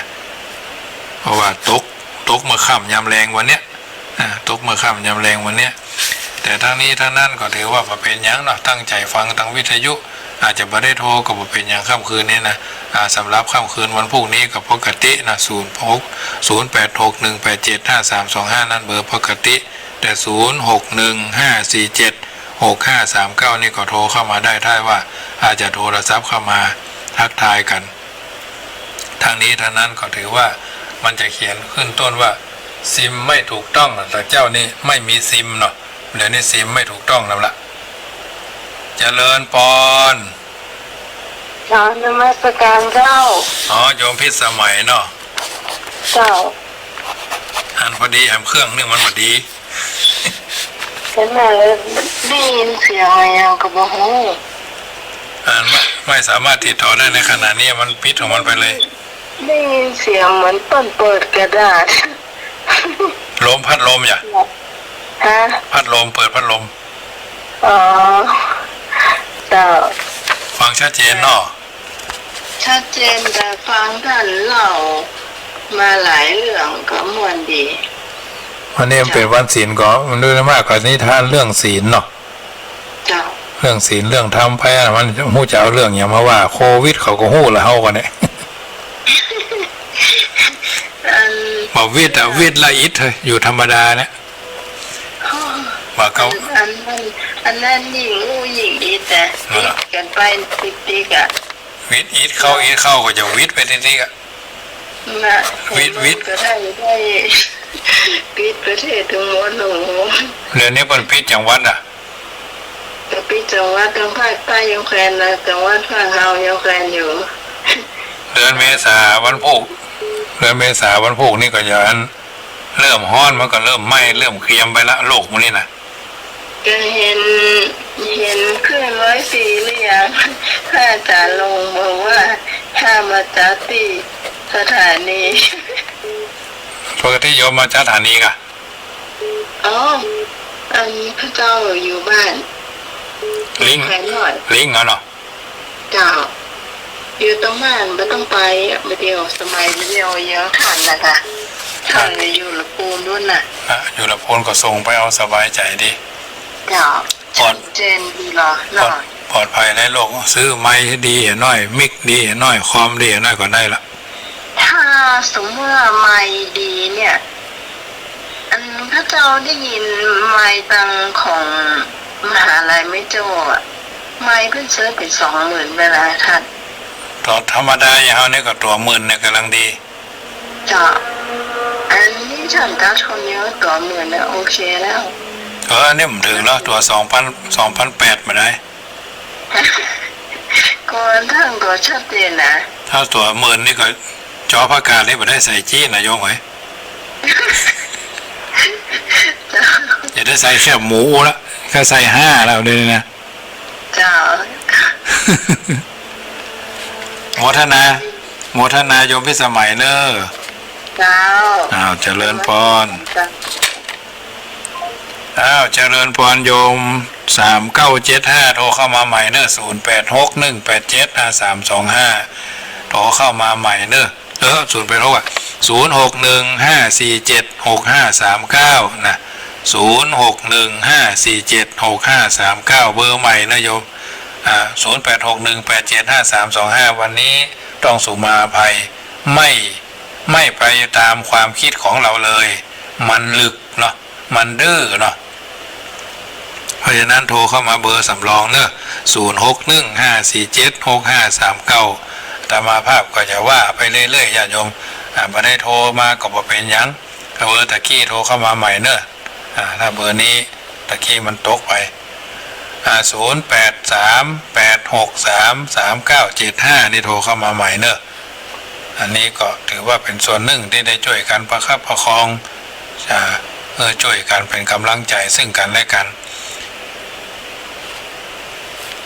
เจริญพรแม่ปราณีฟังพระอาจารย์อยู่นะคะฟังอยู่นอกตะกี้เบอร์มันลุกแม่เอ๋ยเข้าใจค่ะเจริญพรอาจารย์นะคะจ้าเจริญพรเจริญพรเจริญพร6539เจ้าวัดผาเจ้าทางใดเอ่ยจ้ามันไม่ย่อยถึงพาเจ้าไม่ย่อยฟังชัดเจนเนาะ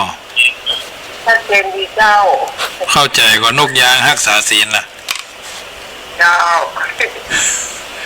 เคยได้ยินหลายเทื่อแล้วกันนี่ว่าป้ามาขายสวนเองอะเจ้าหวานนางสุจิตาสุธรรมมาสุชาดาเนี่ยฟังเข้าใจดีโมทนาเนอแต่ฟังแต่วันพูดก็ฟังแถมเนอเจริญพร0615476539โทรเข้ามาใหม่เนอ0620262296โทรเข้ามาใหม่เนอตกไปเนาะเบอร์ไผ่มัวเนอ0620262296โทรเข้ามาใหม่เนอะตะกี้เบอร์0861875325มันลุกเนาะโยมแม่ย่อยโทรเข้ามาแล้วโยมมันแม่ปราณีก็โทรเข้ามาแล้วนะ080615476539 1เสียง1ศรัทธาเนาะ เป็นกำลังใจให้ซึ่งกันและกันทั้งนี้ทั้งนั้นก็ถือว่าเป็นส่วนหนึ่งที่จะได้ช่วยกันเป็นกำลังใจรายการเสียงธรรมก่อนรับตาถือว่าเป็นส่วนหนึ่งที่จะได้ช่วยกันประคับประคองญาติโยมได้ยินได้ฟังและก็นำไปเป็นข้อเตือนจิตสกิดใจจักมาได้ทารำผิดพลาดคลาดเคลื่อนจากความเป็นจริงหนึ่งเสียงหนึ่งศรัทธาที่ได้ฟังกันมาธรรมาภาพก็ถือว่าเป็นส่วนหนึ่งที่จะได้ช่วยกันเป็นเสียงเป็นกระบอกธรรมเพื่อกันดำเนินชีวิตถูกต้องเจริญพรไหว้จ้าเจ้าฟังอยู่นะเจ้าท่านพระครูแม่โทรจากไหนตั้งใดจากบ้านลำตองเจ้าแม่อุดมาลีวันเจ้าแม่อุดมาแม่ระบานลั่นตองเนาะใส่กระแปงเนาะเจ้าใส่กระแปงเจ้ามันเป็นเจ้ามีกะปิดีเจ้าวันนี้มันนกยางรักษาศีลมันเป็นวันศีลเนาะเจ้าเป็นวันศีลก็ดีเอานิทานหมดล่อมก้อมแก้มอู้กันฟังไพ่เนาะเจ้าอย่างเราเป็นคนเนี่ยเขาให้ตาศีลก็ให้เรือนกยางกันนะเจ้านั่นเนาะน่าจะจุบจะกรรมมันอย่างซ้ำเร็วซ้ำให้ซ้ำคือปิดปากเนี่ยไปครับเป็นวันละเจ้าเหมือนกันเนอะไหว้สาเจ้าโมทนาแม่อุดล้านทองสันกำแพงเนาะ0615476539เสียง1ศรัทธาที่ญาติโยมโทรเข้ามาต่อมาอภัยอย่างยิ่ง0861875325เสียวันนี้ต้นนี่ก็ดีมันถ้าจะขยับขยื่นมันถ้าจะใครได้ใหม่ญาติโยมเอ๋ยจะมันอุปกรณ์เทคนิคทางเทคโนโลยีนะมันถึงจะว่าไปตามเนื้อผ้าของมันเนาะเจ้าวันนี้ญาติโยมก็คงจะไปวัดไปวาไปถือศีลกินเพลไปบางวัดเปิดก็มาคือไปเตื้อเนาะอันนั้นอันนี้อย่างนั้นอย่างอี้อาตมาภาพปกติก็4-50เนาะถ้าวันเป็นวันธรรมดานะแต่ถ้าเป็นวันนั้นบ่มีปัญหาอย่างเงี้ยก็4-50แต่เจ้าก็มี10ป่ายมาวัดมาวากันนะก็ถือว่าพอฉันอยู่นึ่งเข้าเป่าไฟรอล่วงหน้าเนาะนึ่งเข้าเป่าไฟกันไปประเพณีการทำบุญของชาวพุทธเราว่าจะทำพิธียังก็เกี่ยวกับศีลกับธรรมเนาะเกี่ยวกับเรื่องรักษาศีลเรื่องศีลเรื่องธรรมเรื่องภาวนากันเป็นส่วนใหญ่เอาในฐานะที่เป็นพุทธศาสนิกชนพุทธบริษัททั้งหลายในการดำเนินชีวิตของเราบางเรื่องบางประการก็จะทำเป็นจะต้องทำความเข้าใจซึ่งกันและกันเจริญพร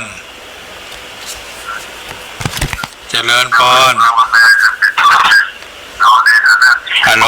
ติดแล้วเนอะวางไปนี่โทรเข้ามาใหม่เนอะ2305เนาะ0615476539เนาะโทรเข้ามาใหม่เนอะผู้ของไผ่1เสียง1ศรัทธานะ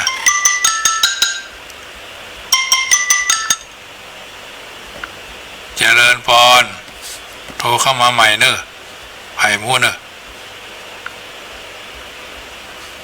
0615476539นะอาตมาภาพก็รอรับสายจัดญาติโยมเนอะตะกี้เพิ่นตกไป0946282505เนอะตกไปแล้วก็โทรเข้ามาใหม่เพราะฉะนั้นประเพณีการทำบุญของชาวพุทธเราบอกว่าจะทำพิธีอย่างที่เกี่ยวกับทางพระศาสนาจะต้องมีพิธีพระเข้าไปเกี่ยวข้องพิธีพระเข้าไปเกี่ยวข้องทุกครั้งทุกคราวทุกโอกาสก็ถือว่าเป็นกิจกรรมเพื่อกันจะทำให้เกิดความสามัคคีกันเจริญพรฮัลโหลติดแล้วเนอะฮัลโหล1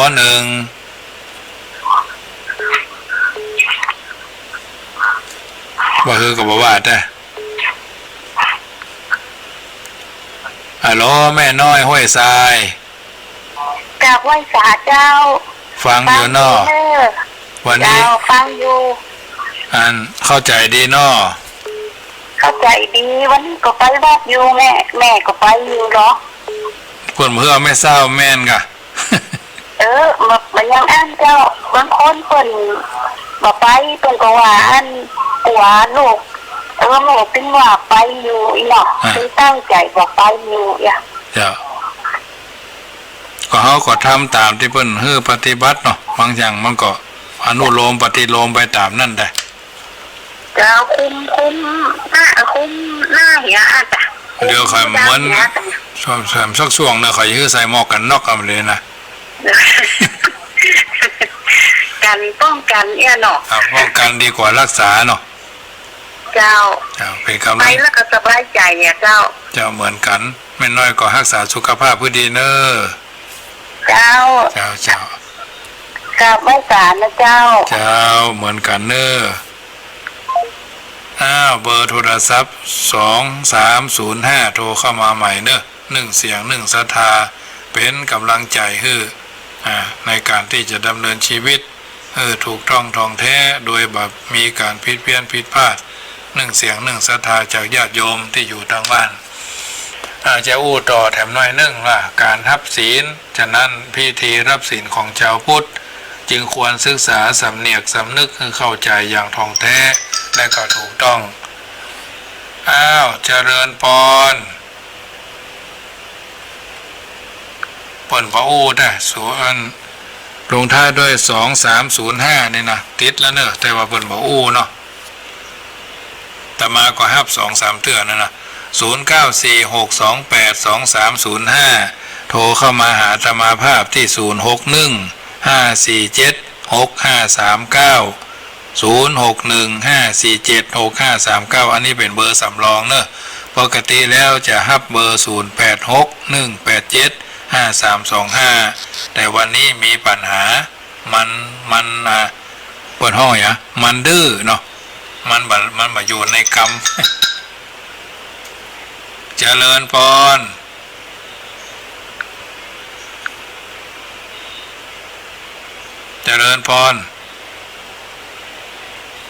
ติดแล้วเนอะ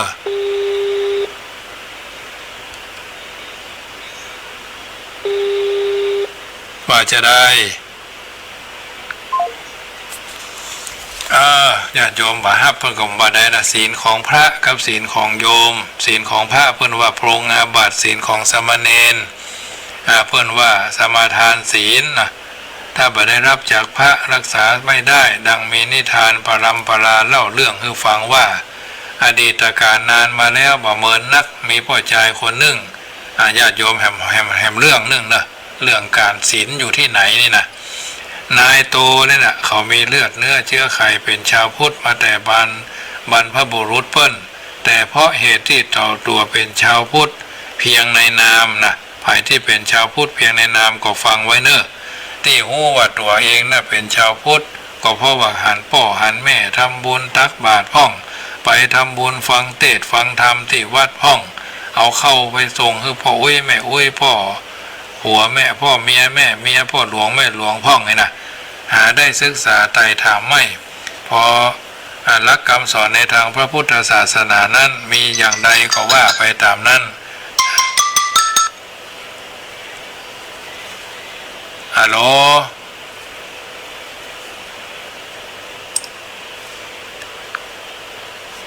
เปิ่นโทรเข้ามาเปิ่นก็บอกว่าได้แล้วฮับเปิ่นก็วางไปหาฮับเปิ่นก็วางไปหาเบอร์0946282305นี่หมอฮู้ไผ่เนอะของงดกันมาฮับไปก่อนเนอะเดี๋ยวจะประจบเรื่องนี้นะเพราะฉะนั้นไปทำบุญฟังเทศน์ที่วัดก็มาได้ศึกษาไต่ถามเป็นที่เข้าใจ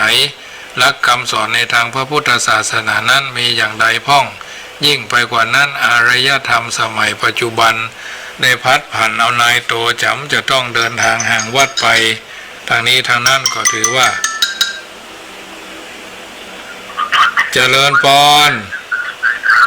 เจริญพรเจ้านมัสการกับโยมเอ๋ยเจ้าจากไหนเอ่ยจากดอนตันเจ้าดอนตันบ้านน้องที่สมัยดอนตันแม่ริมเนาะเจ้าฟังเข้าใจดีเนาะเจ้านมัสการเจ้าเจริญพ ปอนเนอร์ดอนตันเนาะ เจ้า ตั้งใจฟังกันไปเนอะเดี๋ยวจะอู้นิทานเรื่องหนึ่งนายโตก็ได้แต่งงานไปอยู่กับเหย้าเฝ้ากับเรือนกับสุภาพสตรีแฟนของเพื่อนเนาะนายโตก็มีโอกาสมีวาจเพศแต่งงานกับแม่หญิงคนหนึ่งชื่อว่าน้องต้อยนะซึ่งเป็นชาวพุทธโดยการต้นตระกูลของน้องต้อยหรือนางต้อยเนี่ยเป็นคนเคร่งครัดปฏิบัติเรื่องของศีลของทานของภาวนาฮือทานรักษาศีล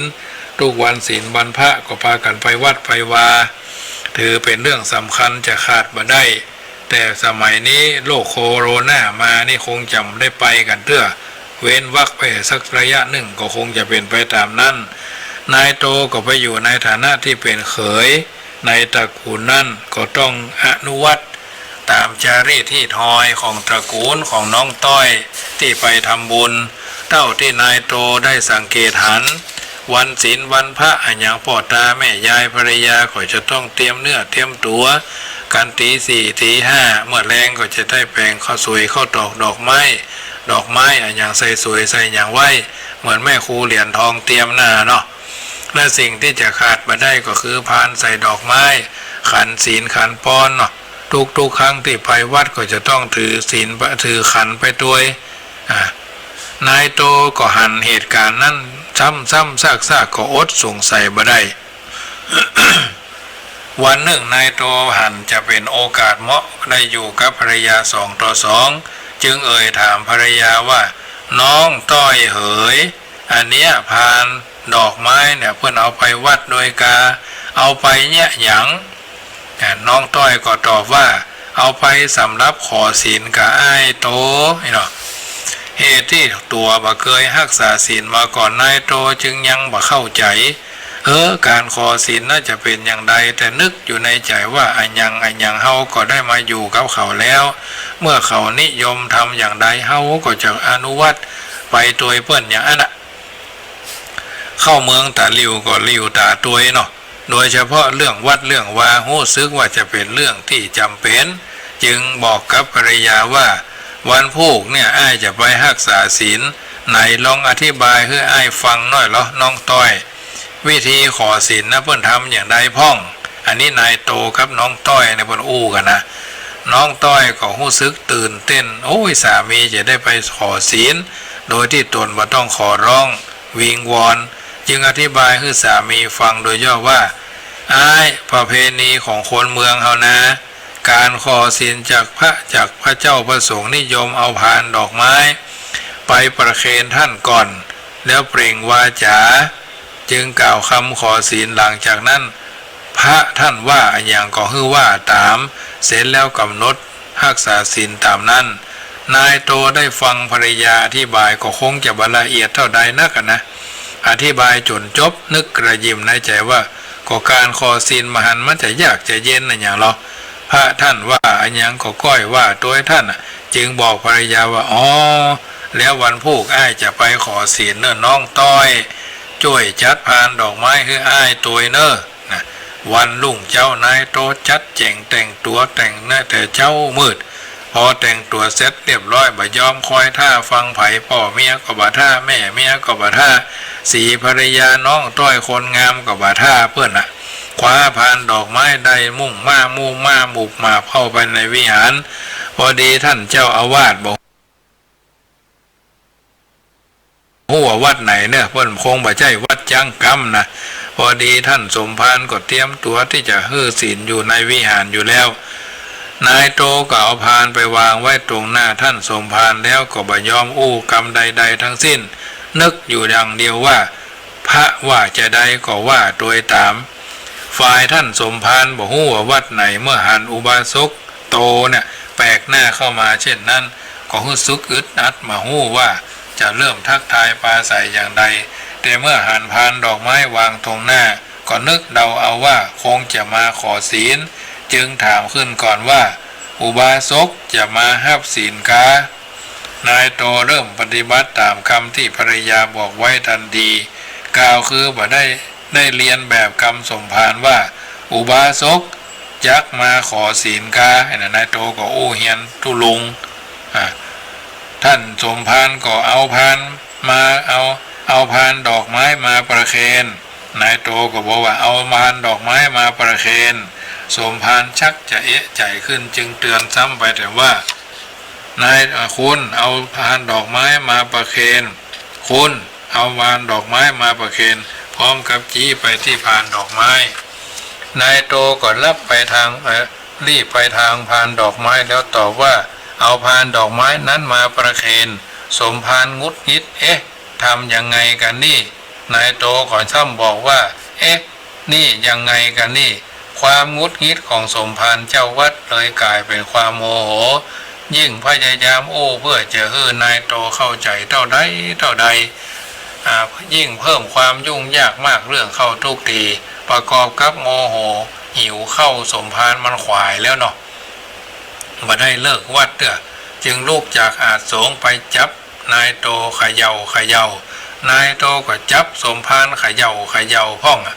เขย่ากันไปเขย่ากันมาความเข้าในใจพิธีจะรับสาศีลจะต้องดำเนินการต่อไปทำเหตุการณ์ก็เพิ่มความรุนแรงขึ้นโดยลำดับและแล้วกลายเป็นมวยปั้มระหว่างท่านสมภารกับนายโตผู้ขอศีลโดยปราศจากกรรมการตัดสินขณะนั้นพานดอกไม้กระจุยกระจายทั่ววิหารเมื่อต่างฝ่ายต่างพยายามใช้กำลังโหมเข้าหาการท่านลองนึกดูภาพว่านึกวาดภาพดูว่าใครจะเป็นฝ่ายชนะนายโตเป็นได้รับเสบียงอาหารวันละ3 มื้อท่านสมภารเจ้าวัดได้รับเพียงวันละ2 มื้อเมื่อการปลุกปั้มดำเนินต่อไปบ่เมินนักท่านสมภารกำลังจะเริ่มลดลงโดยท่านสมภารก็เริ่มลดลงโดยลำดับจึงเป็นฝ่ายเสียเปรียบตกอยู่ในเบื้องล่างและแล้วนะก็เป็นฝ่ายยอมอย่างราบคาบตรงมุมวิหารนั่นเองนายโตหันท่าสมภารบ่มีท่าทีจะต่อสู้ต่อไปได้โดยบ่ต้องร่ำลาไผคว้าพานดอกไม้ออกจากเดินแน่วแน่ปิกบ้านด้วยลักษณะอาการที่บอกบุญบ่รับว่าอันยังต้องไปพ้องว่าจะได้อันยังไปพ้องฝ่ายนางต้อยหรือน้องต้อยอยู่ทางบ้านเตรียมตัวจะไปวัดอยู่แล้วพอดีหันสามีโผล่ขึ้นมาบ้านใบหน้าบอกบุญบ่ฮับก็นึกในใจว่าธรรมดาคนเพิ่นไปทำบุญฮื้อตาลย่อมปิกมาด้วยใบหน้ายิ้มแย้มแจ่มใสบอกแบ่งส่วนบุญกับผู้ที่ยังบ่ได้รับผู้ที่ยังบ่ได้ไปแต่สามีของเฮาออกจากแสดงอาการบอกบุญบ่รับแล้วดูหัวหน้าดูหน้าตาฟกช้ำพิษสังเกตจึงต้องถามว่านี่พี่เป็นยังไงบ้างไปรับศีลนายโตก็บอกว่าโอ้โหศีลเนี่ยถ้าไม่แข็งแรงจริงๆคงรับไม่ได้นะนางต้อยบ่ฮู้จะ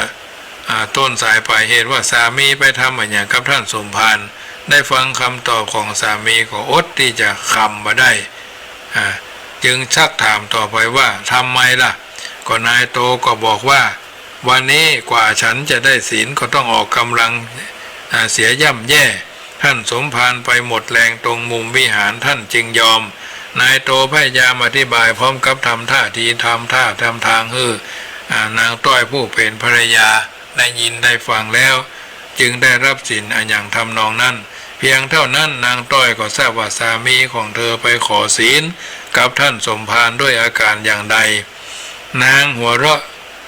เสียท้องคดท้องแข็งบ่นึกว่าจันจะเป็นไปอย่างยังจะใดเป่งอุทานในใจว่าเวรกรรมอันเนี้ยญาติโยมสาธุชนท่านผู้ฟังทั้งหลายนิทานเรื่องนี้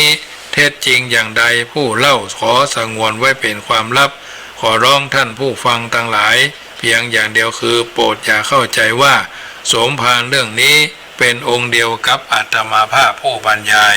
อันเนี้ยญาติโยมสาธุชนท่านผู้ฟังทั้งหลายอาตมาภาพพระมหาประสิทธิ์ธรรมาภินันโทสาธุสาธยายน้ำทำคำสอนคือญาติโยมสาธุชนได้ยินได้ฟังเนี่ยในรายการเสียงธรรมก่อนรับตาประจำเมื่อค่ำยามคืนของวันอังคารซึ่งรายการวันอังคารอาตมาภาพพระมหาประสิทธิ์ธรรมาภินันโทอธิบายน้ำทำคำสอนตั้งแต่เวลา20:20 น.ถึง4 ทุ่มคือญาติโยมได้ยินได้ฟังแล้ว ก็คงจะเป็นนิทัศนะอย่างยิ่งในการดำเนินชีวิตต่อไปเจริญพรโยมพิษสมัยเจ้าอันนี้สร้างแต่ลกเลยตะกี้กันแล้วก็นั่นเนาะมันมีสองเรื่องหยอดไปหยอดมาเนาะเจ้าอันนี้หมวยอะฮะเนาะอันนี้หมวยอะฮะอันนี้หมวยมันว่าไปเลยมันเขาเนี่ยคนมาเข้าใจไปเดียวก็มีนะเจ้าแต่ส่วนมากก็มีข้าวสาสินแบบนี้มาเข้าใจหรอกเปิ่นว่าจะได้ก็ว่าบางคนอายุเป็น50 60ก็มาวัดมาวาก็ไปสักแต่ว่าไปเนาะโยมบางคนประเคนก็ยังไม่ถูกใส่บาตรก็ยังไม่ถูกก็มีแต่เขาก็บอกว่าเนาะเพราะว่าเขาไม่สนใจเนาะไม้ใกล้ฟังไม้แก่ดัดยากนะไม้อ่อนดัดง่ายเจ้าคนไปวัดไปวาเนี่ยบ่ค่อยรู้เรื่องเจ้ามีไปวัดตั้งแต่อายุ32บางทีบางครั้งมันอย่างว่าอย่างตะก่อนนะเพิ่นจุดธูปจุดเทียนในวิหารเอาก็ว่าโยมบ่ต้องจุดธูปเอาสวยดอกไม้มาวางในขันในพานก็เพราะว่าคนเฒ่าคนแก่โอ้ไปเป็นหยังจุดธูปจุดเทียนมาพอวิหารไหม้ไฟไหม้วิหารเสี่ยงเป็นลางแล้วเพิ่นสมาว่าอีทำไดแล้วมาเดี๋ยวนี้เพิ่นบ่ฮืออันจุดธูปจุดเทียนในวิหารแม้กระทั่งหน้าโต๊ะหมู่เพิ่นก็ใจมีการกดสวิตช์อันน่ะเดี๋ยวนะจ้าเพราะฉะนั้นหลายเรื่องหลายราวหลายรถแต่มาภาพพยายามค่อนไกลเอานิทานนั้นอันนี้มาอู้คือฟังคือท่านทั้งหลายจะไม่ได้เครียดในการที่จะดำเนินชีวิตแล้วก็ช่วงนี้จะไม่อยากให้เครียดนะจะไม่ได้เครียดท้อได้แต่อย่าถอยถ้าจะถอยก็พยายามหมดโอกาสแล้วหมดเรื่องหมดราวก็ถอยป้ายแดงจะดีที่สุดเนาะ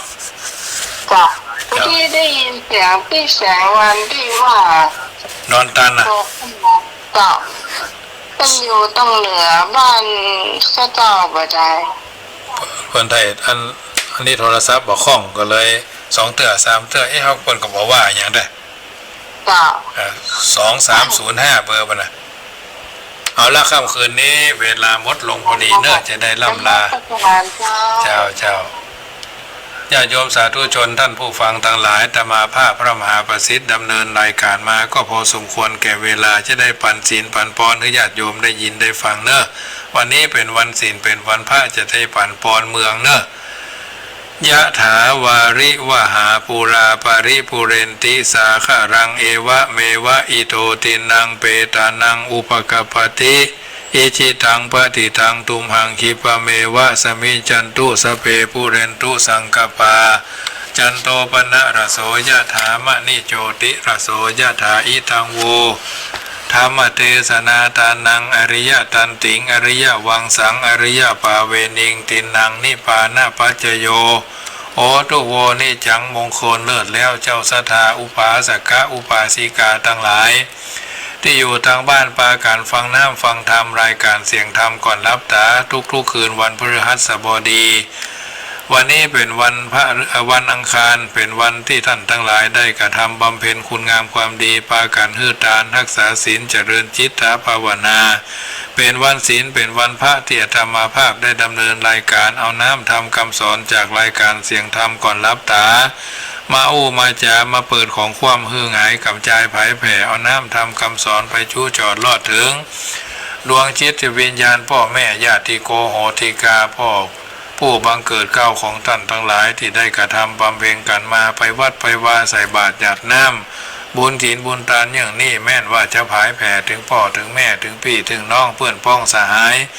ท่านเหล่านั้นที่ได้ลมหายตายจากเจ็ดตระกูลเป็นเก้าเจ็ดตระกูลเป็นแดนแสนเจ็ดตระกูลเป็นหมายท่านเจ้าทั้งหลายที่รักษาชะตาวันเกิดอาทิตย์จันทร์การพุธพฤหัสราหูเกตนพคาตั้งเก้าเทวดาอันรักษาพระธาตุปีเกิดในทิพย์2 ราศีหมายมีชวดหนูฉลูวัว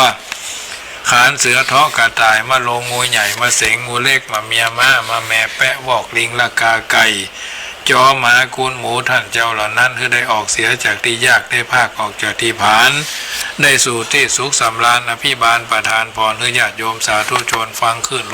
104อยู่ดีมีสุขอายุมันขวัญยืนจุญญาจุปการดูตั้งกินดูตั้งใจ ดูตั้งไหวเตตานเหลือกินเหลือจาดหรือไหวเตตานจุเนี่ยจุปการนั่นจุงจักมีเตี้ยงแต่ดีลีรัตนัตยานุภาเวนะรัตนัตยเตจสาพุทโธบังซ้ายธัมโมบังขวาสังโฆบังกายาอะระหังบังเกสาอะระหังพุทโธนะโมพุทธายะตายที่สุดนี้ขอเจริญพรอนุโมทนาขอเชิญมาใช้ชีวิตให้คุ้มค่าเจริญทานศีลภาวนา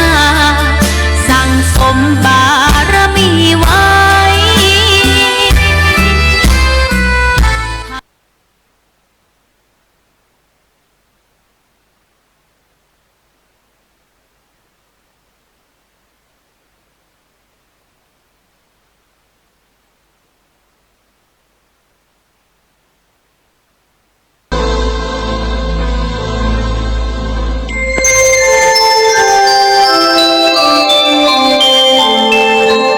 ขณะนี้ท่านกำลังฟังสถานีวิทยุกระจายเสียงพระพุทธศาสนา FM 104.5 เมกะเฮิรตซ์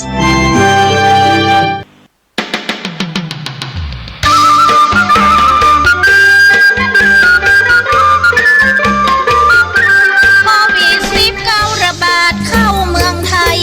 ด้วยความห่วงใยคนไทยข้ามเจ้า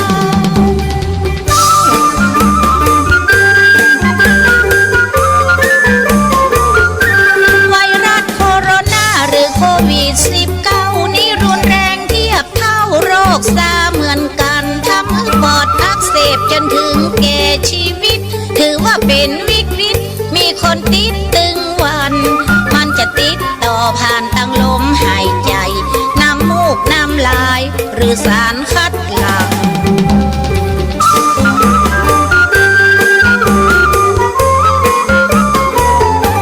ผู้ใดมีอาการเจ็บคอและไอมีอาการหายใจเหนื่อยหอบอย่างอันรวมทั้งมีไข้สูงไปแบบนั้นขอให้ท่านไปพบแพทย์โดยด่วนดีๆจะได้รักษากันทันท่วงทีเพราะทุกวันยังมีโรคนี้ระบาดอยู่